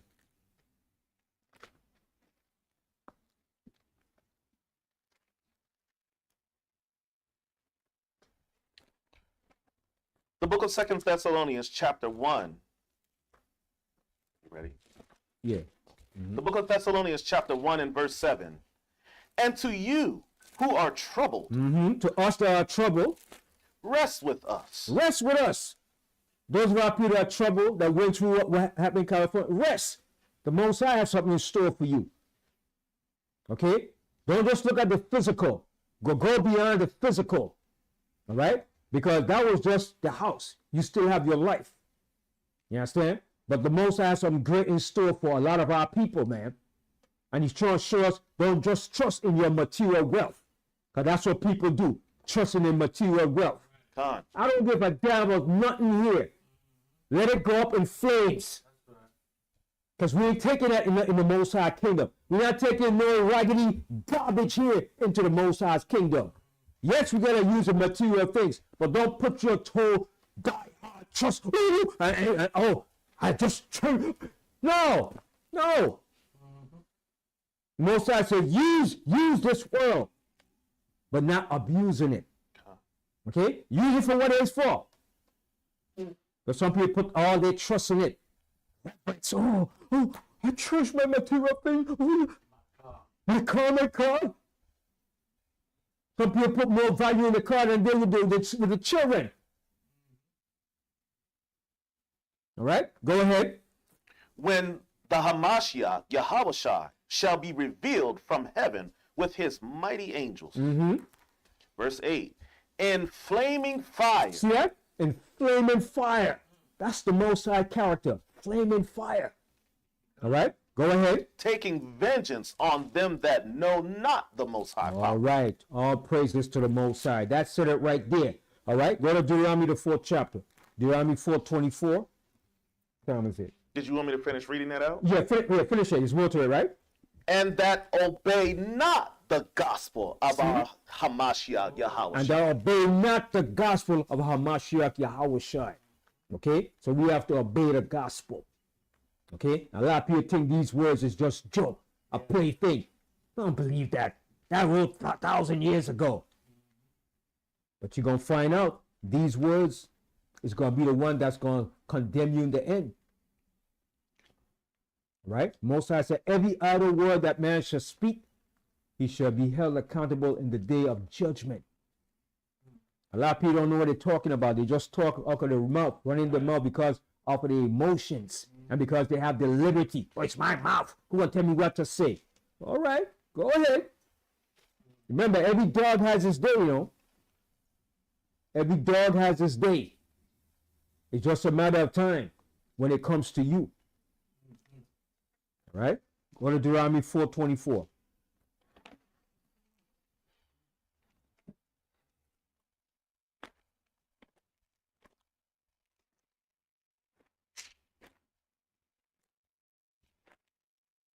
The book of Deuteronomy, chapter 4 and verse 24. For Yahweh, the Most High Power, is a consuming fire. See? Most High is telling you right there what he is. That's his nature. Fire.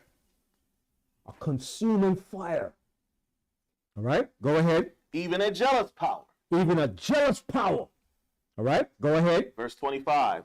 When thou shalt beget children, and children's children, and ye shall have remained long in the land, and shall corrupt yourselves. See? And when any people, but mainly us, when we corrupt ourselves, there's a penalty for that.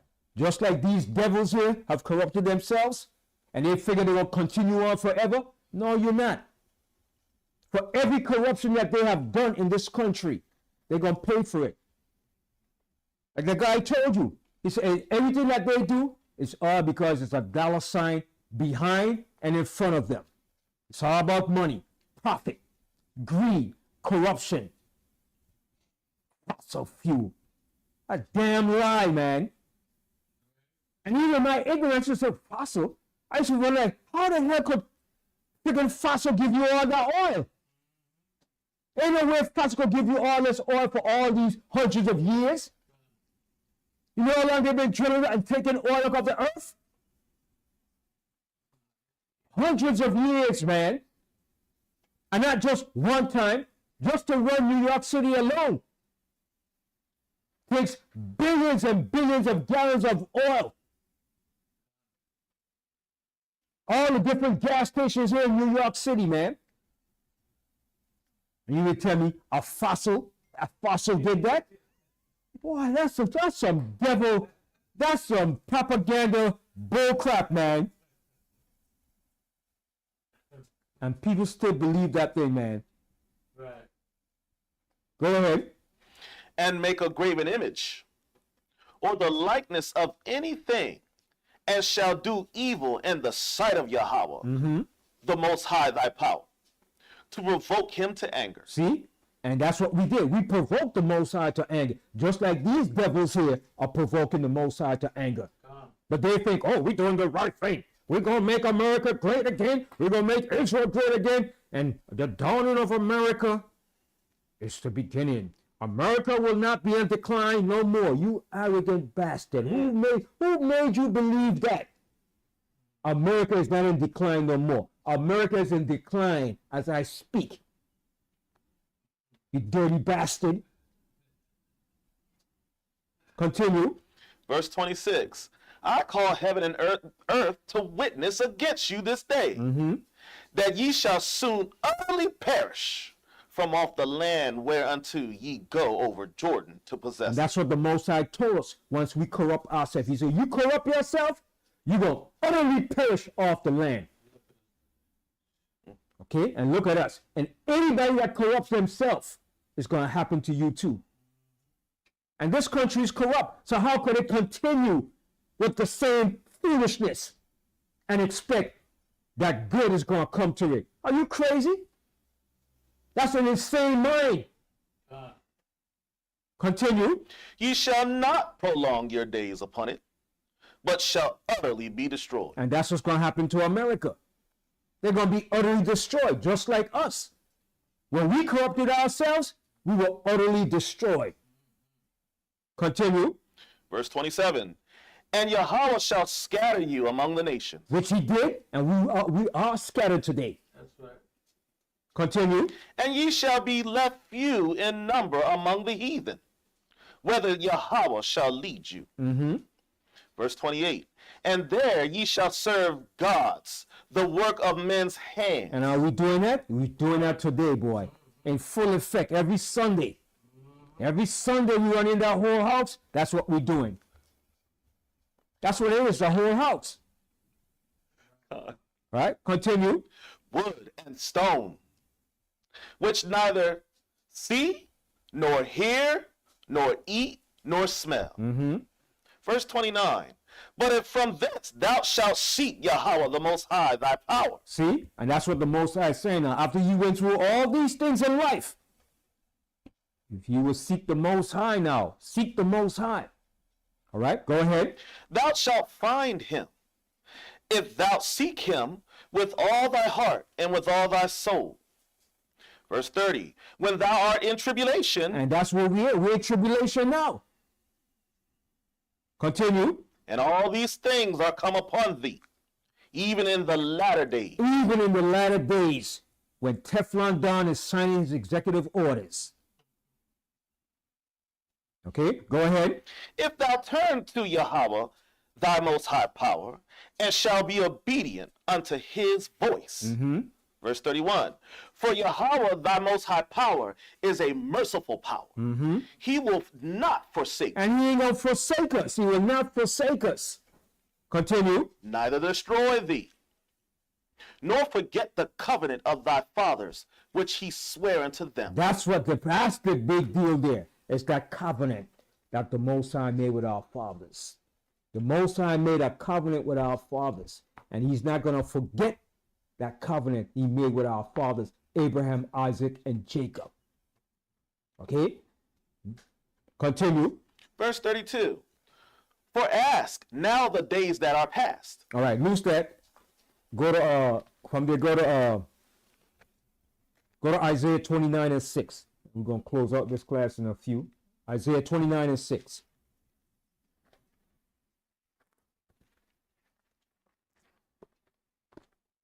The book of Isaiah, chapter 29 and verse 6.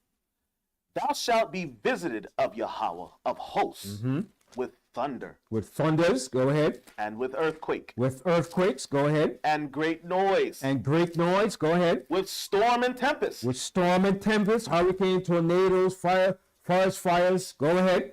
And the flame of devouring fire. And the flame of devouring fire. That's what came down in California. All right, go ahead. And the multitude of all the nations that fight against Ariel. And that's Ariel is another name for us and David. All the nations that fight against us, go ahead. Even all that fight against her and her munition, and that distress her, shall be as a dream of a night vision. All right. From there, go to Ecclesiasticus in the Apocrypha. Ecclesiasticus 39. We're gonna start from the 20th verse. Ecclesiasticus 39.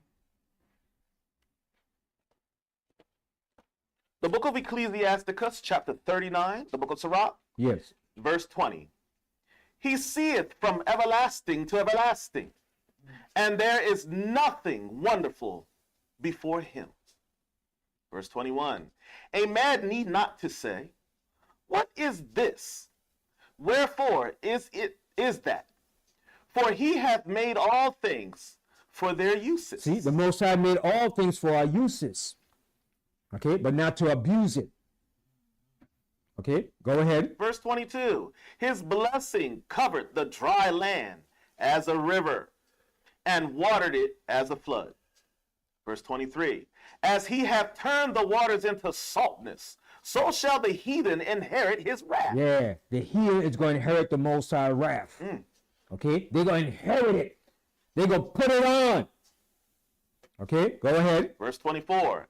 And his ways are plain unto the holy, so are they stumbling blocks unto the wicked. Yeah, so what we see the Most High doing is plain to us, but to the wicked, hey, that's not God.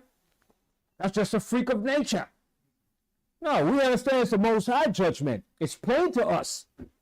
But to the wicked, those are stumbling blocks. All right, go ahead. Verse 25.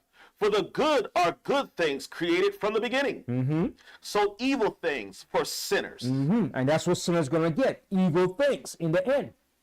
Continue. Verse 26. The principal things for the whole use of man's life are water. See, now these are the principal things for man's whole use in life. The main thing that you need in life to sustain you. Read again from the top. Verse 26. The principal things for the whole use of a man's life are water, Water, you need water. Go ahead. fire, Fire to keep you warm. Go ahead to cook. All right. iron, Iron for for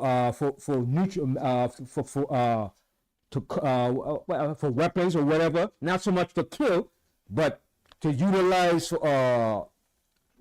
tools. Yes. All right. Go ahead. and salt. Salt. You need salt. They tell you need salt in your food. I tell you I need salt, but you don't overdo it. You use the right salt. You need salt. Yahushua said, season your food with salt. Okay? You need salt in your food. Oh, we don't eat the food without no salt. Where you get that crap from? Your body needs salt. Your body needs iodine. Salt helps maintain pH balance. Right. But you don't put a lot of salt. You put enough to season your food, man. Who likes bland food? Right? But you don't overdo it. You don't overdo it with the salt. Now, a certain type of salt we're supposed to use. That white salt, that's the killer. All right? They claim that the Himalayan and that pink salt is supposed to be the best salt. All right? Now, the kosher salt is good too. The kosher salt. All right? Go ahead. Flour of wheat. Flour of wheat. You need flour, the wheat from the flour. Okay? Go ahead. Honey. Honey. That's essential. You need honey. Because honey is a preservative too. Antibacterial as well. Antibacterial. Honey is very good. All right? Honey helps with the digestion of your system too. Honey has many wonders to it, man. Okay? Remember when you read in the book of Samuel when Saul was walking on the battlefield and his men were hungry?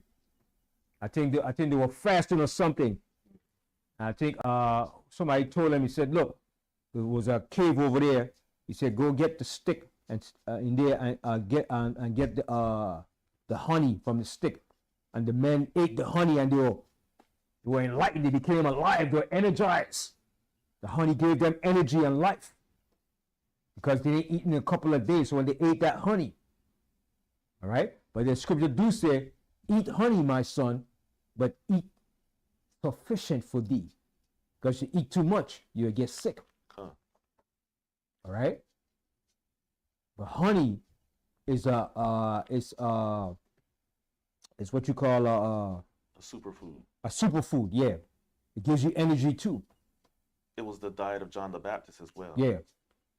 Let me find a scripture in Proverbs. It says about eat honey. Let me find it real quick. Let me show you a scripture. I think it's Proverbs 16. It says, eat honey sufficient for thee.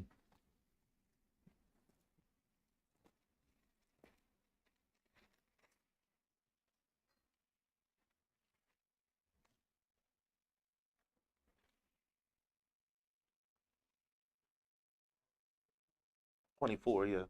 24, Proverbs 24.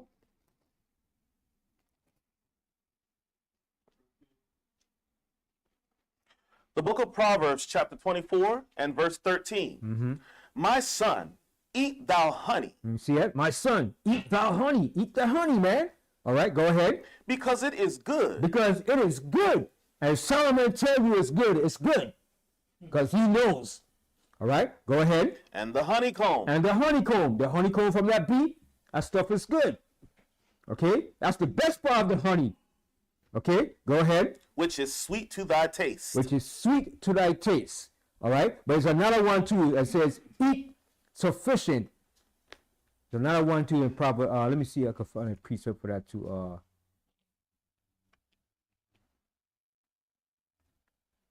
So another one here, but yeah, it's in Proverbs here too about the honey. That one is good too. Yeah, to water for that one.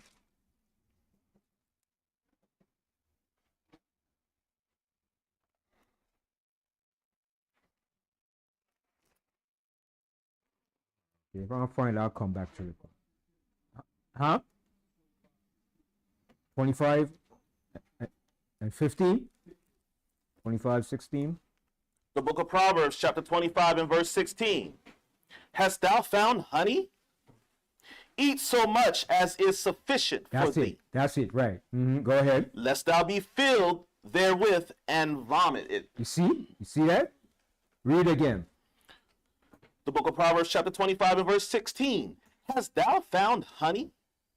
Eat so much as is sufficient for thee, lest thou be filled therewith and vomit it. You see that?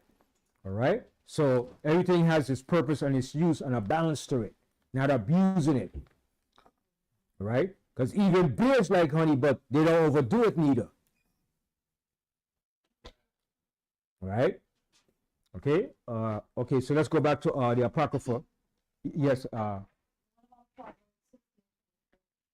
Yeah, that's the one I was looking for too. Yeah, Proverbs. Yeah, 6. Yeah, I know it was in Proverbs 16. Yeah, one in Proverbs 16 too. Proverbs 16:24, right? Yeah. The book of Proverbs chapter 16 and verse 24. Pleasant words are as honeycomb, sweet to the soul, and health to the bones. See? All right. Okay, to water. All right. Okay, so let's go back to the Apocrypha. The book of Ecclesiasticus chapter 39, continuing with verse 26. Milk and the blood of the grape. Mm-hmm. Now, what kind of milk was he talking about now? Plant-based. You sure? Well, that too. But remember, Solomon was an advocate of what type of milk? Goat's milk. Remember he tells you about the goat's milk? So I think it's Proverbs, let me see, Proverbs 30, he says, drink the goat milk for the servants. Let me see right here. Goat milk is, because goat milk is one of the best milk if you want to wean a child that's malnutrition or a lack of iron. Goat's milk is 100 times better than cow's milk. All right, let me see right here. I think it's Proverbs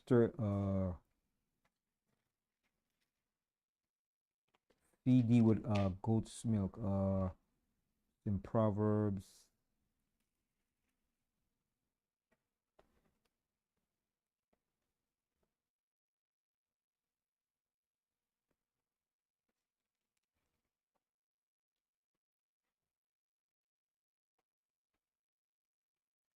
It speaks about how a maiden feeds her family goat's milk.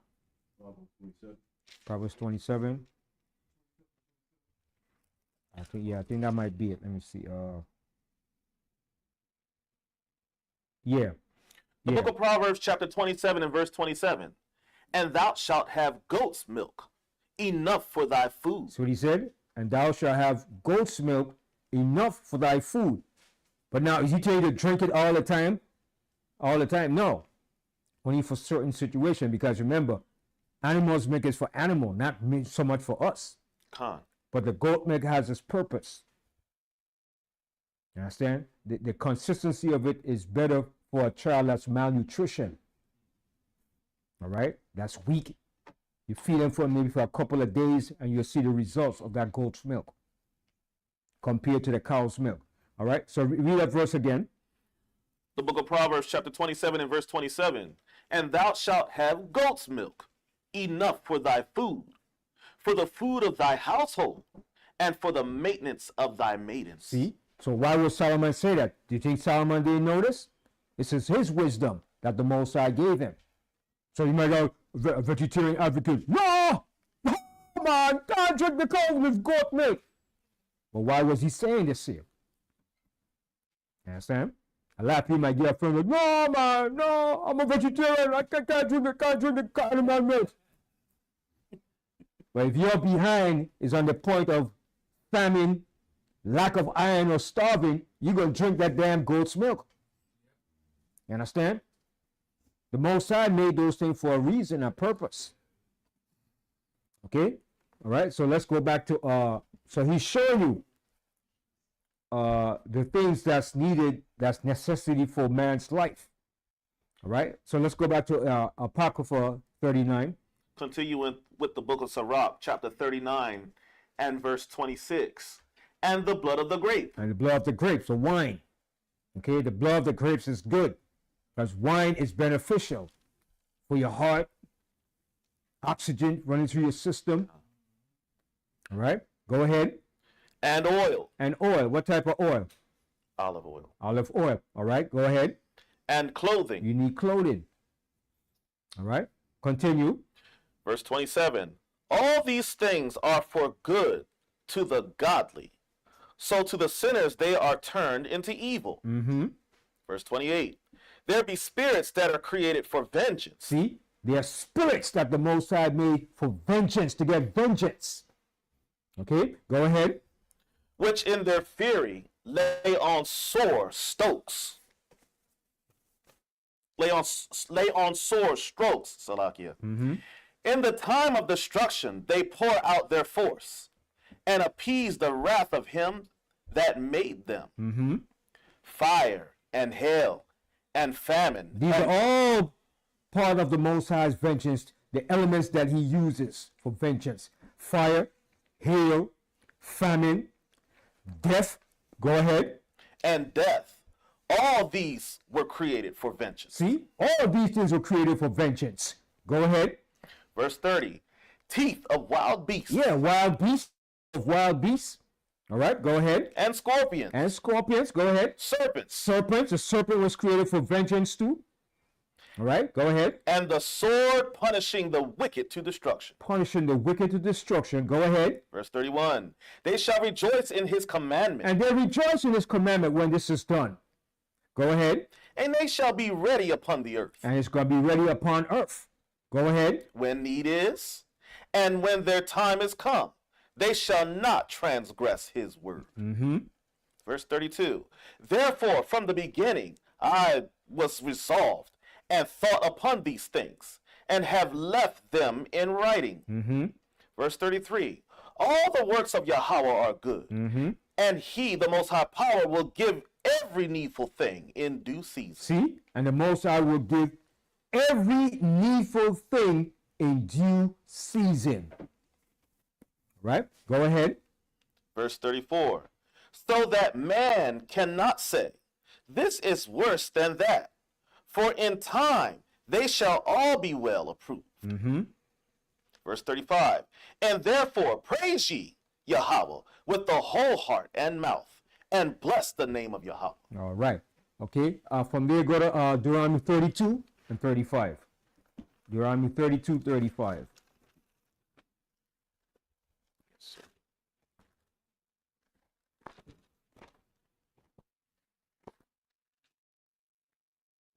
The book of Deuteronomy, chapter 32 and verse 35. To me belongeth vengeance. See, the Most High said, to me belongeth vengeance. All right, go ahead. And recompense. And recompenses, go ahead. Their foot shall slide in due time. And that's what's going to happen to our enemies. Their foot is going to slide in due time. Just a matter of time. Okay, go ahead. For the day of their calamity is at hand. The day of their calamity is at hand. So Trump, I don't know where you get this from, that the day of America's decline is over. I don't know where you get that from. Somebody told you a lie. All right, go ahead. And the things that shall come upon them make haste. See? The thing that's coming upon them is making haste. It's coming hurriedly, swift. With more intensity. With more intensity. So the more he keeps signing, the more he keeps doing what he's doing, he's only heaping coals of fire upon their own heads. Continue.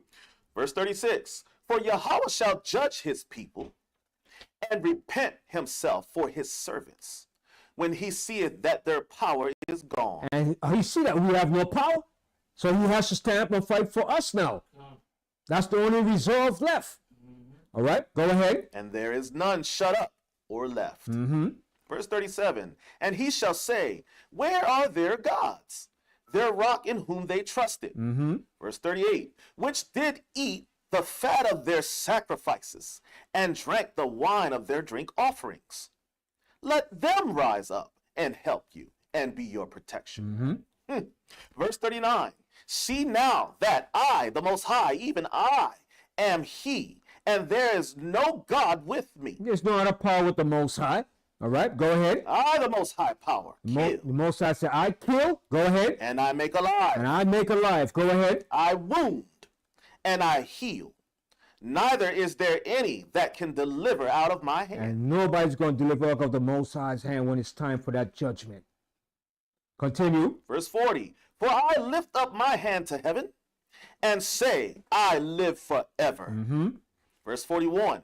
If I whet my glittering sword, and mine hand take hold on judgment, I will render vengeance to mine enemies. So the Most High said he's going to render vengeance to his enemies.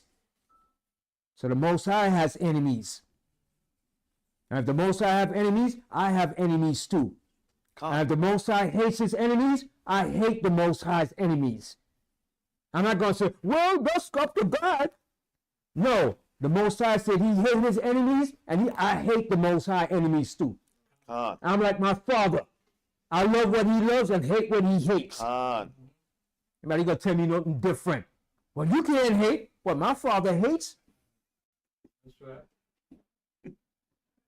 So I'm going to hate what the Most High loves, what the Most High hates? How does it make sense? I'm going to love what the Most High hate. That's being contrary. It's two masters. I have to love what the Most High loves and hate what the Most High hates. And the Most High tells you what he hates. Continue.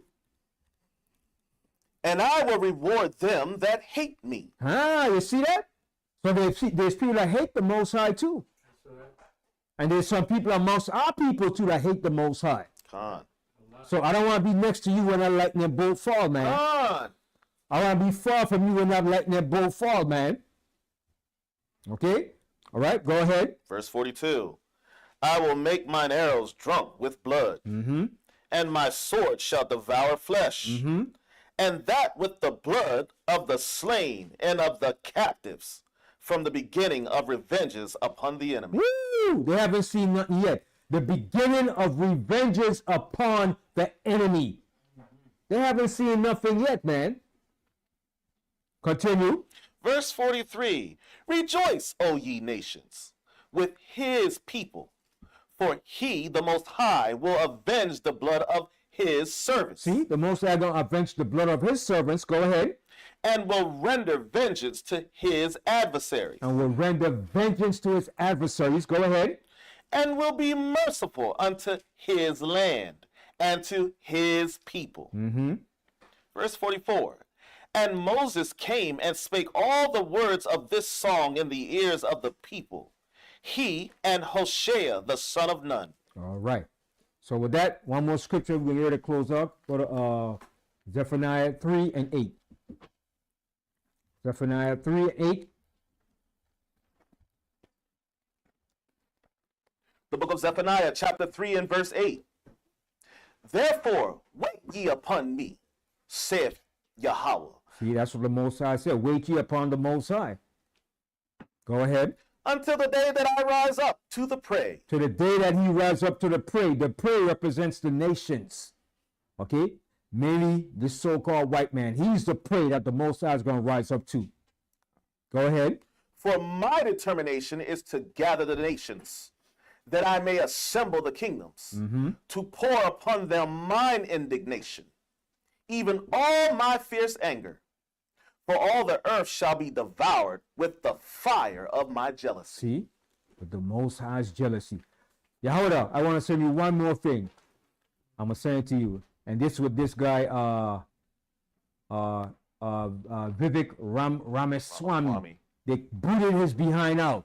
All that garbage he was talking. You damn coon, East Indian bastard, you.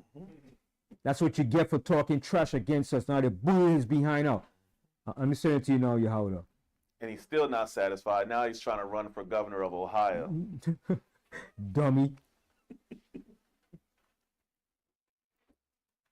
He's like a dog sent packing with his tail between his legs. Talking all that trash. He gonna team up with Elon Musk. Like Elon Musk was gonna team up with him.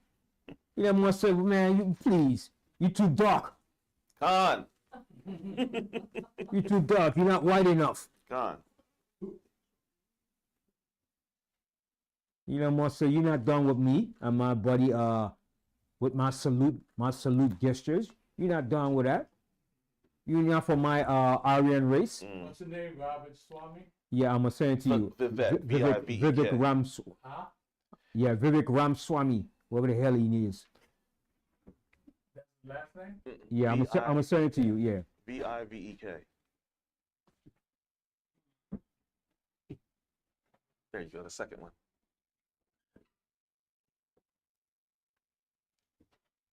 Yeah, I'm gonna send it now. Yeah.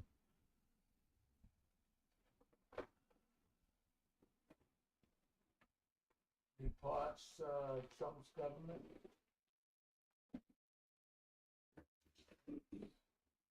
Okay, I send it now. Let me see. Okay, it says Ramaswamy swiftly. Republican strategist claims. Yeah. Did you get it? It didn't come yet?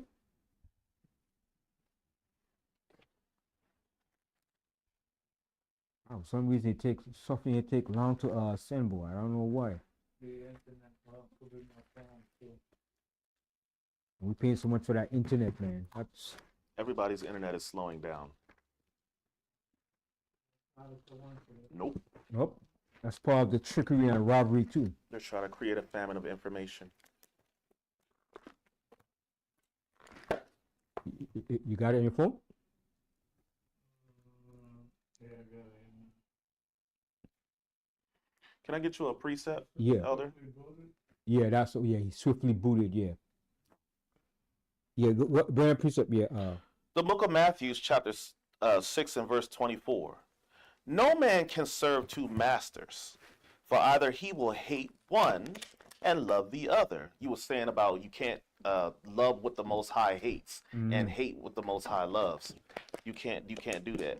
No man can serve two masters, for either he will hate the one and love the other, or else he will uphold to the one and despise the other. You cannot serve the Most High and Mammon. I forgot about this scripture, Wisdom of Solomon too. I wanted to go into it. There's a deep scripture. Wisdom of Solomon, the one that Solomon wrote, telling you about the nature of the wicked. I guess I'll leave it for next week. It came up. You got it there?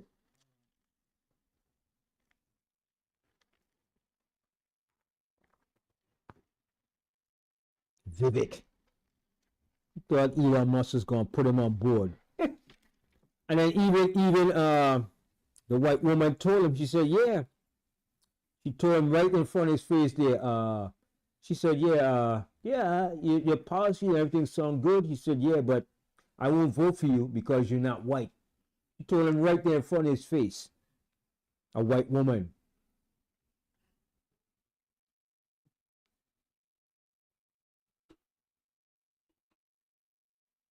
People are still in the American dream. Yeah. They're in the illusion. The delusion, man. It's the American nightmare. And then they figure they could come and step all over us and talk trash and talk about black people in this, black people in that.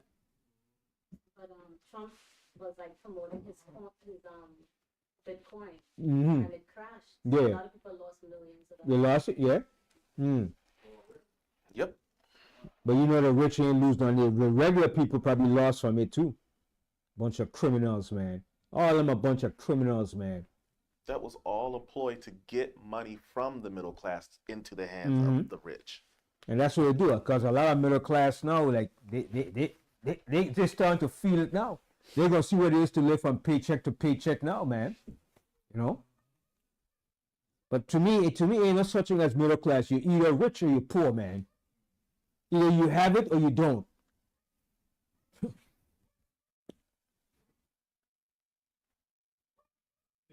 middle class, they use the middle class to fund the Ukrainian war. Yeah. They get middle class. And they're gonna see now that they're just like everybody of the average working class too. You know. You got it? You upload it? Like when you were saying that the time of pursuing degrees and higher levels of education. You didn't find it? The one that says Ramaswamy swiftly booted? No? I see everything else but that. And that ain't come up? Wow. I sent it to him. Yeah, I got it on my phone. But it ain't. See everything else but that. All right, let me. Wow, that's crazy.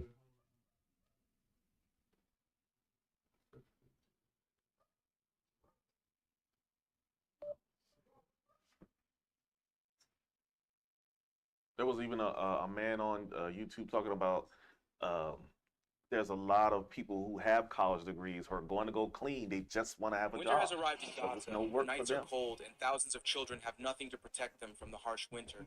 But we're here. Here we go. Vivi. Yeah. Ramaswamy. Man.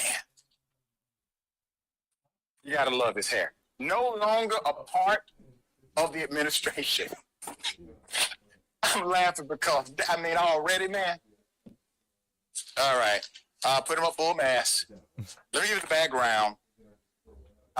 Basically, according to the report, he's irritated. Oh, that's is that A Republican strategist told Politico on Monday that everyone wants Ramaswamy out of Mar-a-Lago and Washington, D.C. as Trump surrogate announced his departure from the Department of Government Efficiency, known as Dodge.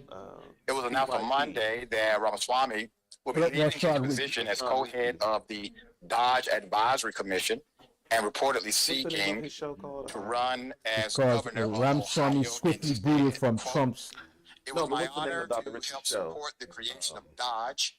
His show is called Elon and team TYP. It's on TYP, but he has his show is called something specific. I have more to say very soon about my future plans in Ohio. Most importantly, we're all in. Indisputable. Indisputable. So according to reports, however, Ramaswamy was pushed out after Elon Musk and others soured on the former Republican presidential candidate. An unnamed Republican strategist close to advisors of President Donald Trump told Politico that Ramaswamy just burned through the bridges.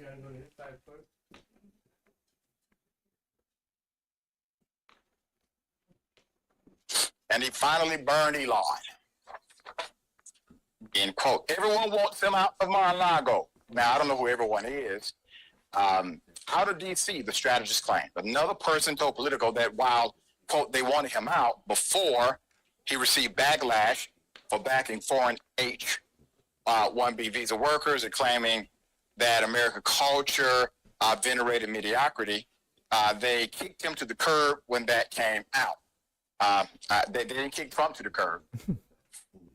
All right, Ramaswamy mingled with Ohio Republicans at their inaugural ball here Sunday night, but he left conspicuously early, according to 3 attendees who were granted anonymity to share the details.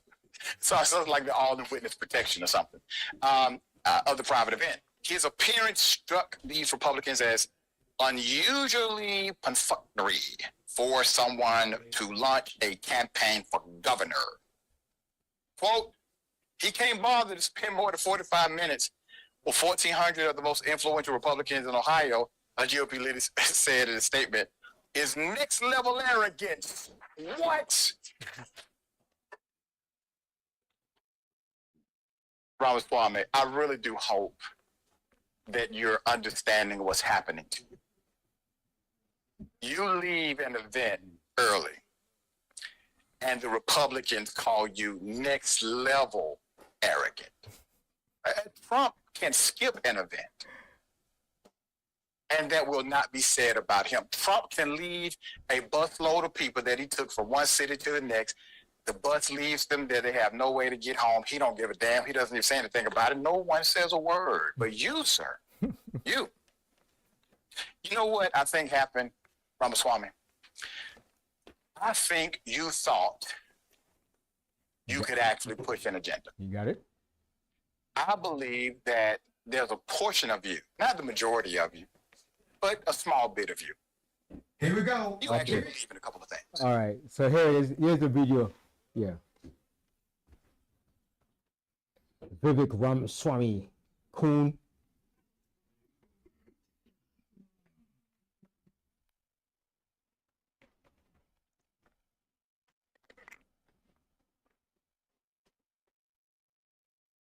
Give me a second. We're just going to play that tape. I think it's maybe about 6 minutes long.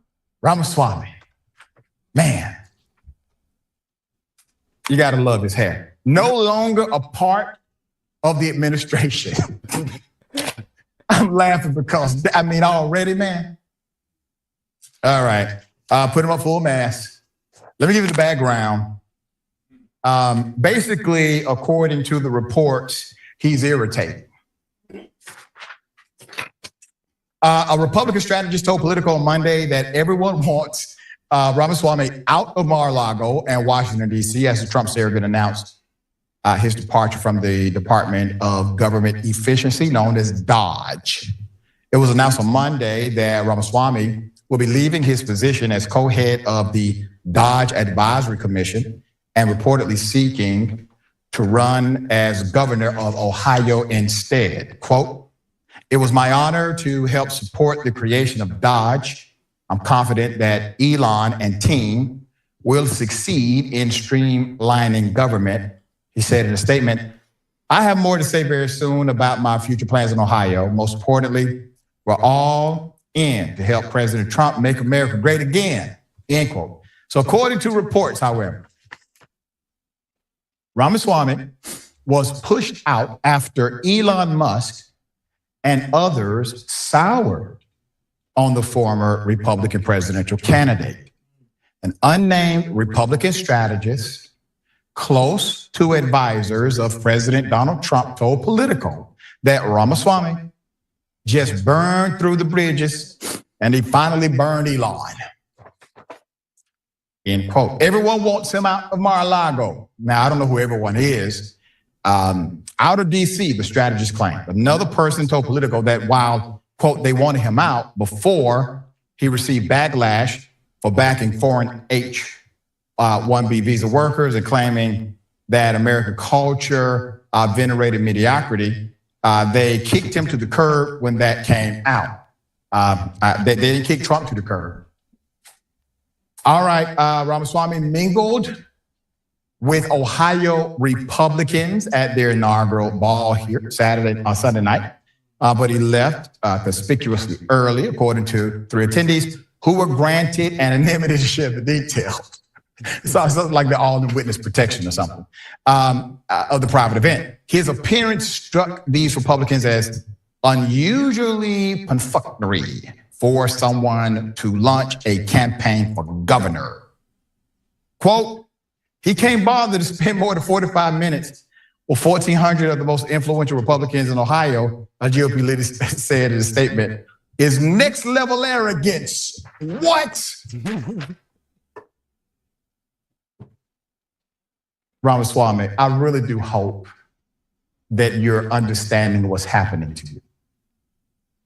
You leave an event early and the Republicans call you next level arrogant. Trump can skip an event and that will not be said about him. Trump can leave a busload of people that he took from one city to the next. The bus leaves them there. They have no way to get home. He don't give a damn. He doesn't even say anything about it. No one says a word. But you, sir, you know what I think happened, Ramaswamy? I think you thought you could actually push an agenda. I believe that there's a portion of you, not the majority of you, but a small bit of you. You actually believe in a couple of things. You wanted to push some things. You wanted to get something done. And when you attempted to do so, you were, well, not part of the family anymore. They easily let you go. I mean, quick, fast, in a hurry. Ex-classmate mocks the Trump advisor for getting himself quickly banished. Here it is. You went to school with him. I did. Your thoughts on that? I did. One of the most fun stories of this political news cycle. Vivek's going back to Ohio, where he's from, to make the through line clear here, from Ohio to Ohio. It's funny, right? The thing that made him persona non grata in Trump world was what he tweeted over the holidays. He had this massive treatise on the H-1B visa and how we need to get immigrants from India and from China to compete because American culture is essentially soft. We value, quote unquote, the quarterback over the valedictorian. We praise the wrong characters on sitcoms. We didn't show enough respect to Urkel, literally a thing that he said.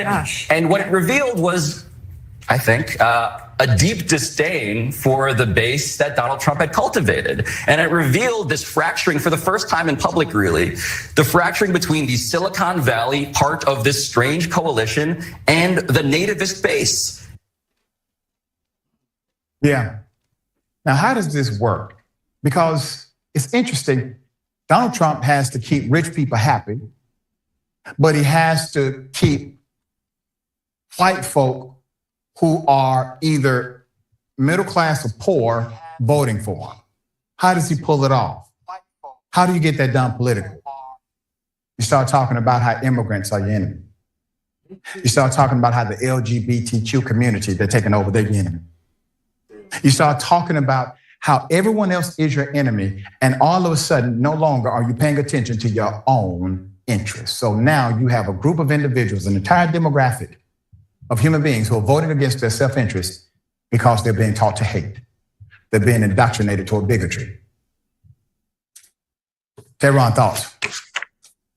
Well, they got rid of the one brown guy. Let's get on. They've been talking and said that DEI means you gonna die, and they killed off the one brown guy. Vivek Ramaswamy thought he was one of them, and he quickly realized as soon as the chips fell, he was not.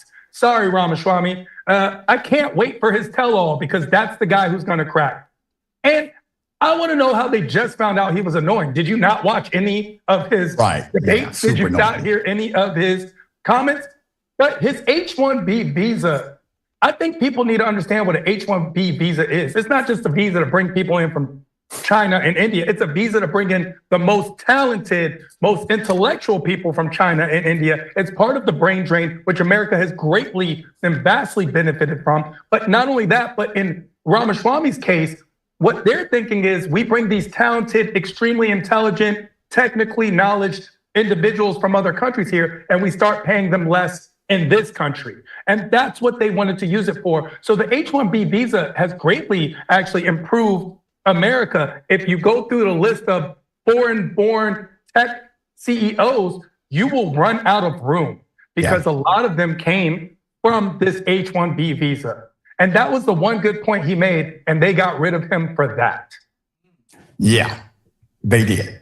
You're not a child, you're a man. So stop wearing so many layers to go outside. And get the Bearskin Tactical Hoodie 4.0, the 10-pocket tactical micro fleece hoodie that blocks wind, repels rain, and regulates heat for incredible comfort, wherever you are. Because the average hoodie made these days is weak, flimsy, and has one weird kangaroo pocket in the front. And listen. Des Moines Register interview series, Closing Arguments, Iowa. Good to be here. Welcome to the Des Moines Register newsroom. Where's Tim Scott? Has anybody seen him lately too? He's still trying brown nose around. Vivek Ramaswamy is now running for governor because he's still trying to compete with Nikki Haley, who was the governor of South Carolina. So he's like, oh, I want to be like her.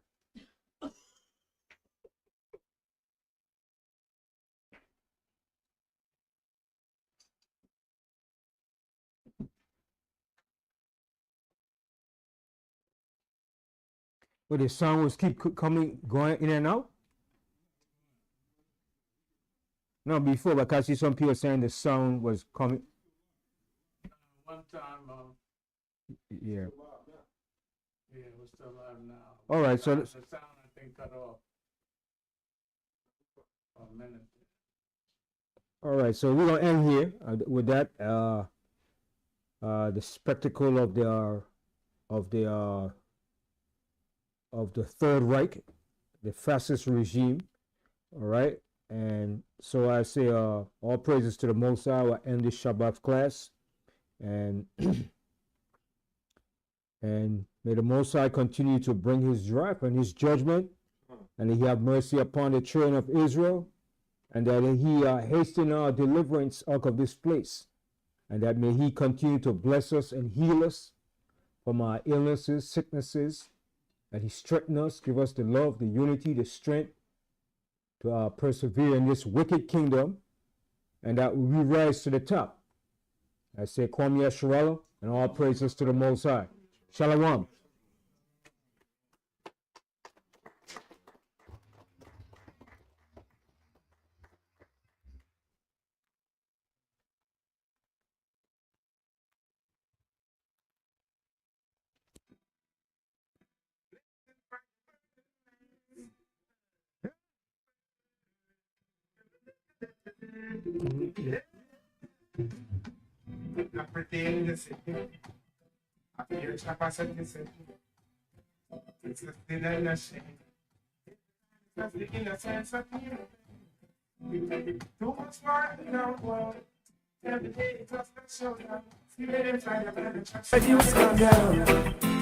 Save the day, yes. See the youth suffer out there. See the people cry. See them selling it. It's their alibi. Babylon system. It's burning down, going up in flames. Yeah, Babylon system. Burning down, it's burning out. Yeah, Babylon system. It's burning down, going up in flames. Yeah, Babylon system. Burning up, it's burning out. Yes. Can I ask a question? Is it right for me to speak the truth? Is it pure trap they set to mislead the youth? Yes. They're playing a mind game with an insane mind. Illiteracy and poverty is a paved road to crime. Take the people out of flood-prone areas. Evict the people out of hot lava areas. We don't want no more destruction, no more war, yeah. Babylon system, burning down, going up in flames, yeah. Babylon system, burning down, yeah. Babylon system, burning down, going up in flames, yeah. Babylon system, burning up, burning out, yeah. Worse than a hurricane, cause it comes and goes. But you're always around to treat us unfair, yes. So you rob the people, you brutalize them, yeah. No care and share, you treat us unfair, oh. Good thing His Majesty is always there. Yeah, Babylon, I said, you're worse than a nightmare, yeah. Babylon, your system, burning down, going up in flames, yeah. Babylon, your system, burning down, yeah. Babylon, your system, burning down, going up in flames, yeah. Babylon, your system, burning down, yeah. Babylon, your system, burning down, going up in flames, yeah. Babylon, your system, burning down, yeah. Babylon system, yeah, na na na, yeah.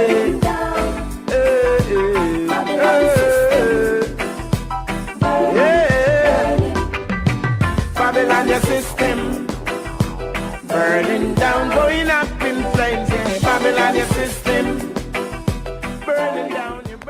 That's right. Burn it down. Let it burn. Burn it down. You burn, baby, burn, man. That's the best thing. That's the best thing for this place. Let it burn, baby, burn. All right.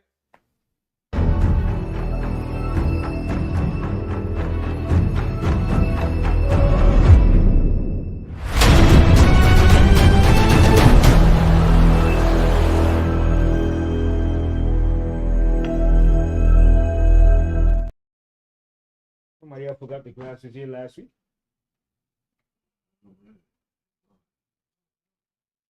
Where are these glasses? It was here from last. This is you left last night. No, it was here from even from last week. Last week. Who tore up last week? I want to talk. I think last week. No, you talking about last Saturday? No, last Saturday. Who tore up last Saturday? That was Elon, no?